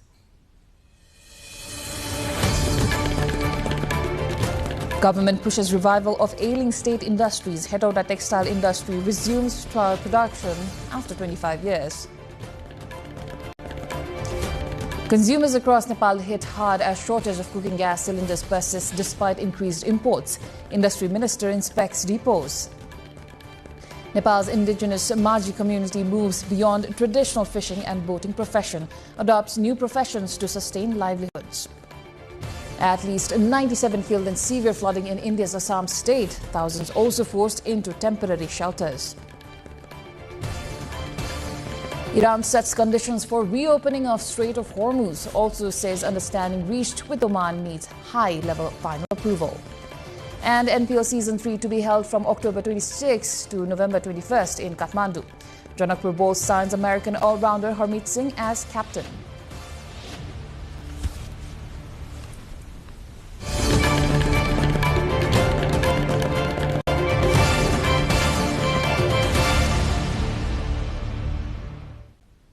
Ukrainian President Volodymyr Zelensky said his war-torn country was left with virtually no intact thermal power plants due to Russian strikes as it prepared for another winter of the war. Speaking alongside Serbian President Alexander Vučić in Belgrade, Zelensky said Russian missiles were deliberately targeting Ukraine's energy infrastructure to make life unbearable for Ukrainians. Ми говорили також про виклики цієї зими для України, коли у нас фактично не залишилось жодної цілої теплової електростанції через російські удари, коли російські ракети націлені саме на те, щоб зробити життя українців нестерпним. Всі проекти нашої співпраці з партнерами в енергетиці мають велике значення. Важливо, що є шляхи посилення енергетичної співпраці між нашими країнами. Moving on, Spain has imposed border controls on all air and sea travel from Italy as a row between the two EU countries intensify. The measures, which started at midnight and will last for a month, come a week after Italy introduced similar restrictions following an influx of about 78,000 migrants from Morocco into the Spanish enclave of Ceuta. The crisis has pitted Spain's socialist leader, Pedro Sánchez, against Italy's conservative leader, Giorgia Meloni, who has long called for stricter EU migration rules. Italy does not share a land border with Spain. Its government said last week that decision to temporarily suspend the border-free Schengen arrangement was to prevent any of the migrants who had entered Ceuta from traveling on to Italy. Typhoon Dolphin lashed Japan's southern Okinawa prefecture today, injuring 5 people and cutting power to 14,000 buildings, while China shut ports and halted ferries ahead of the storm's expected arrival on its east coast. 5 elderly people, 3 of whom fell due to strong winds, suffered non-life-threatening injuries in Okinawa, while another person was injured in Kagoshima prefecture, according to authorities. Nearly 39,000 buildings were without power in Kagoshima, while just over 12,000 were affected in Okinawa. Domestic airlines, ANA and Japan Airlines canceled flights to and from Okinawa. In China, where the typhoon is expected to make landfall between late Sunday and early Monday, Typhoon Dolphin has been designated as an orange category typhoon, the second highest level.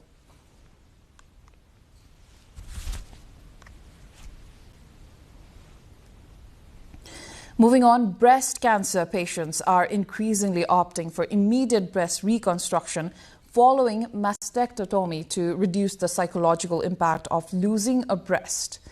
At the Oncopole Cancer Center in Toulouse, surgical oncologist Professor Charlotte Weiss performs mastectomies following immediately by breast implant placement, allowing patients to retain breast volume after surgery. Doctors say the approach can help ease the emotional trauma associated with mastectomy and provide psychological benefits during a difficult stage of cancer treatment. The procedure is also giving patients an option to begin their recovery without the immediate physical impact of breast loss.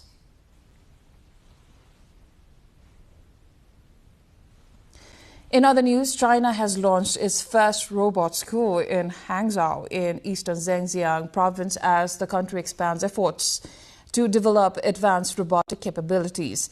The facility is training an initial cohort of 30 robots for use in industrial, service security, and entertainment sectors. The robots undergo physical assessments, specialized training in fields including medicine and the arts, and final skills certification. The program is designed to improve robots' practical abilities and prepare them for increasingly complex tasks. The initiative reflects China's growing focus on robotics and artificial intelligence as key areas of technological development. Developers say the training model could help accelerate the deployment of robots across a wider range of industries.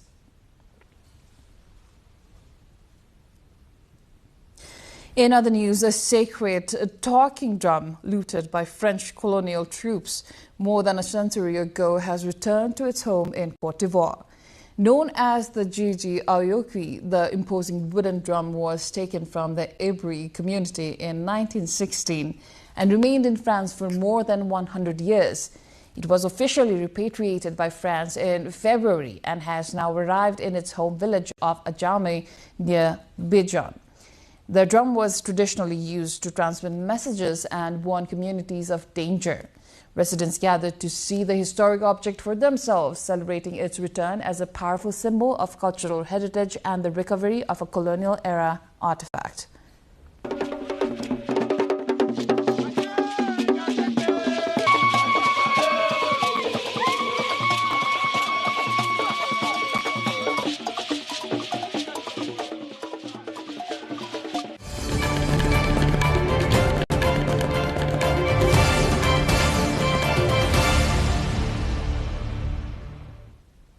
Business news lined up next. For now, a short breather.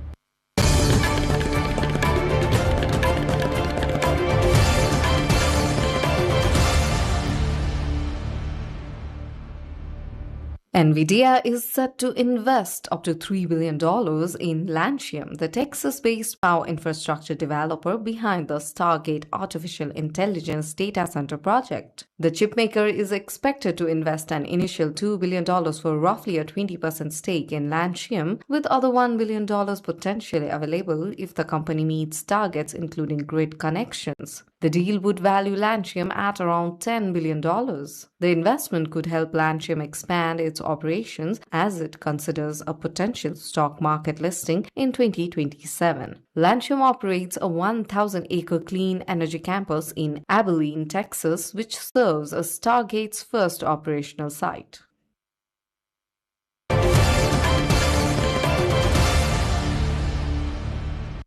The U.S. Senate has passed a sweeping sanctions package targeting Russia's energy revenues, sending the legislation to the House of Representatives. The bill would impose sanctions on Russian officials, oligarchies, and financial institutions, as well as vessels in Russia's so-called shadow fleet used to circumvent restrictions on its oil exports. The measure now faces the House, but lawmakers are not expected to vote until at least early September, when Congress returns from its summer recess. Supporters say the package is aimed at increasing economic pressure on Moscow and reducing the revenues that help finance Russia's war in Ukraine. Its future now depends on action in the House and subsequent approval by President Donald Trump.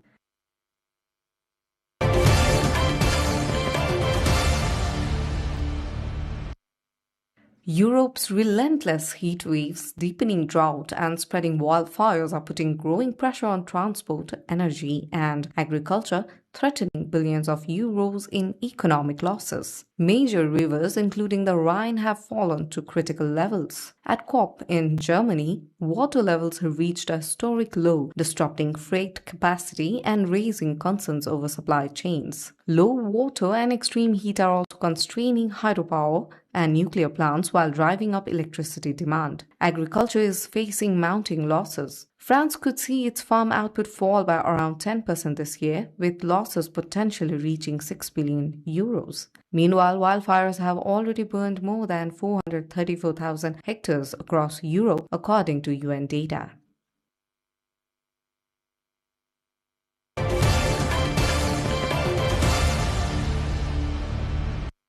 India and Sri Lanka are moving to strengthen cooperation in the energy sector with a focus on the hydrocarbon industry. India's Petroleum and Natural Gas Minister Hardeep Singh Puri met Sri Lankan Energy Minister Aruna Karunathilake in New Delhi on Friday. The talks focused on expanding energy collaboration and exploring mutually beneficial partnerships in hydrocarbons. The two ministers reaffirmed their commitment to closer cooperation and highlighted the long-standing friendship between two neighboring countries. The meeting comes as India and Sri Lanka seek to deepen economic and energy ties, with cooperation in the sector seen as an important part of the broader bilateral relationship.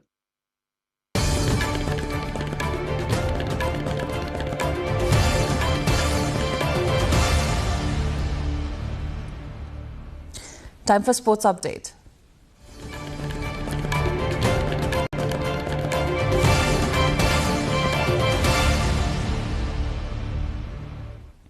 Nepal will miss the AFC Under-20 Asian Cup qualifiers scheduled to begin in the final week of August due to its ongoing FIFA suspension. According to the latest update from the Asian Football Confederation, AFC, Nepal has been removed from the Tier 2 or development phase, while the Philippines has also been dropped from Tier 1.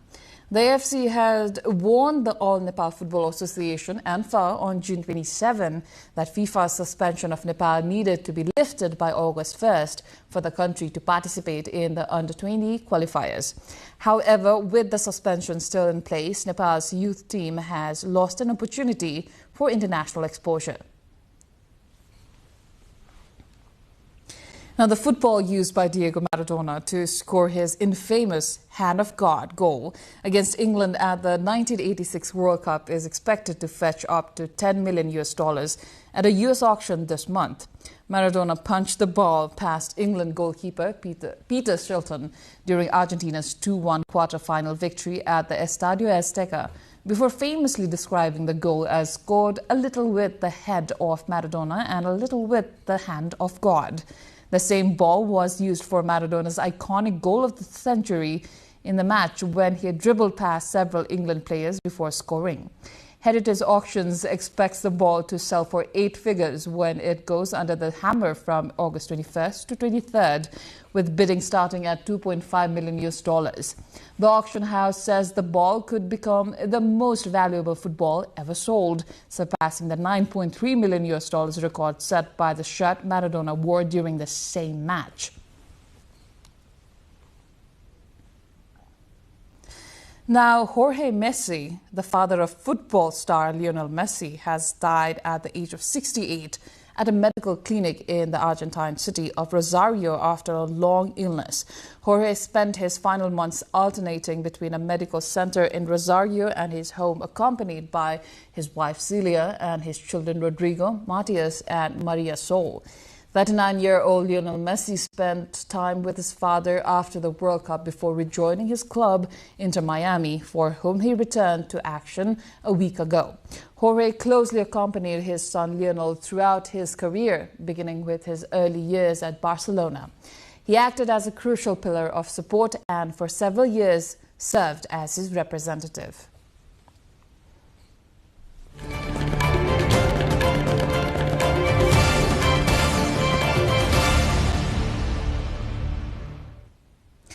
Now to the weather updates, first from Nepal and then across the world.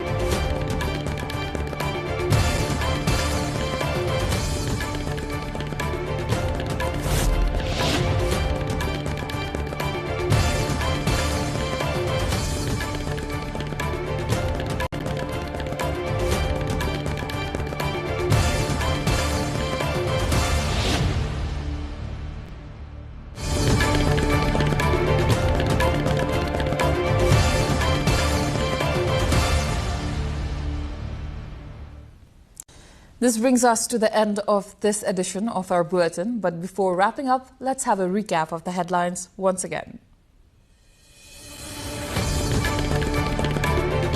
Government pushes revival of ailing state industries. Hetauda textile industry resumes trial production after 25 years. Consumers across Nepal hit hard as shortage of cooking gas cylinders persists despite increased imports. Industry Minister inspects depots. Nepal's indigenous Maji community moves beyond traditional fishing and boating profession, adopts new profession to sustain livelihoods. At least 97 killed in severe flooding in India's Assam state, thousands also forced in temporary shelters. Iran sets conditions for reopening of Strait of Hormuz, also says understanding reached with Oman needs high-level final approval. And NPL Season 3 to be held from October 26 to November 21st in Kathmandu. Janakpur Boards assigns American all-rounder Harmeet Singh as captain. That is all for the moment. Do join us through our social media and visit us at www.nepaltelevision.com for more information and news. I am Iprilagi Singh Lama. Thank you for watching. Good night.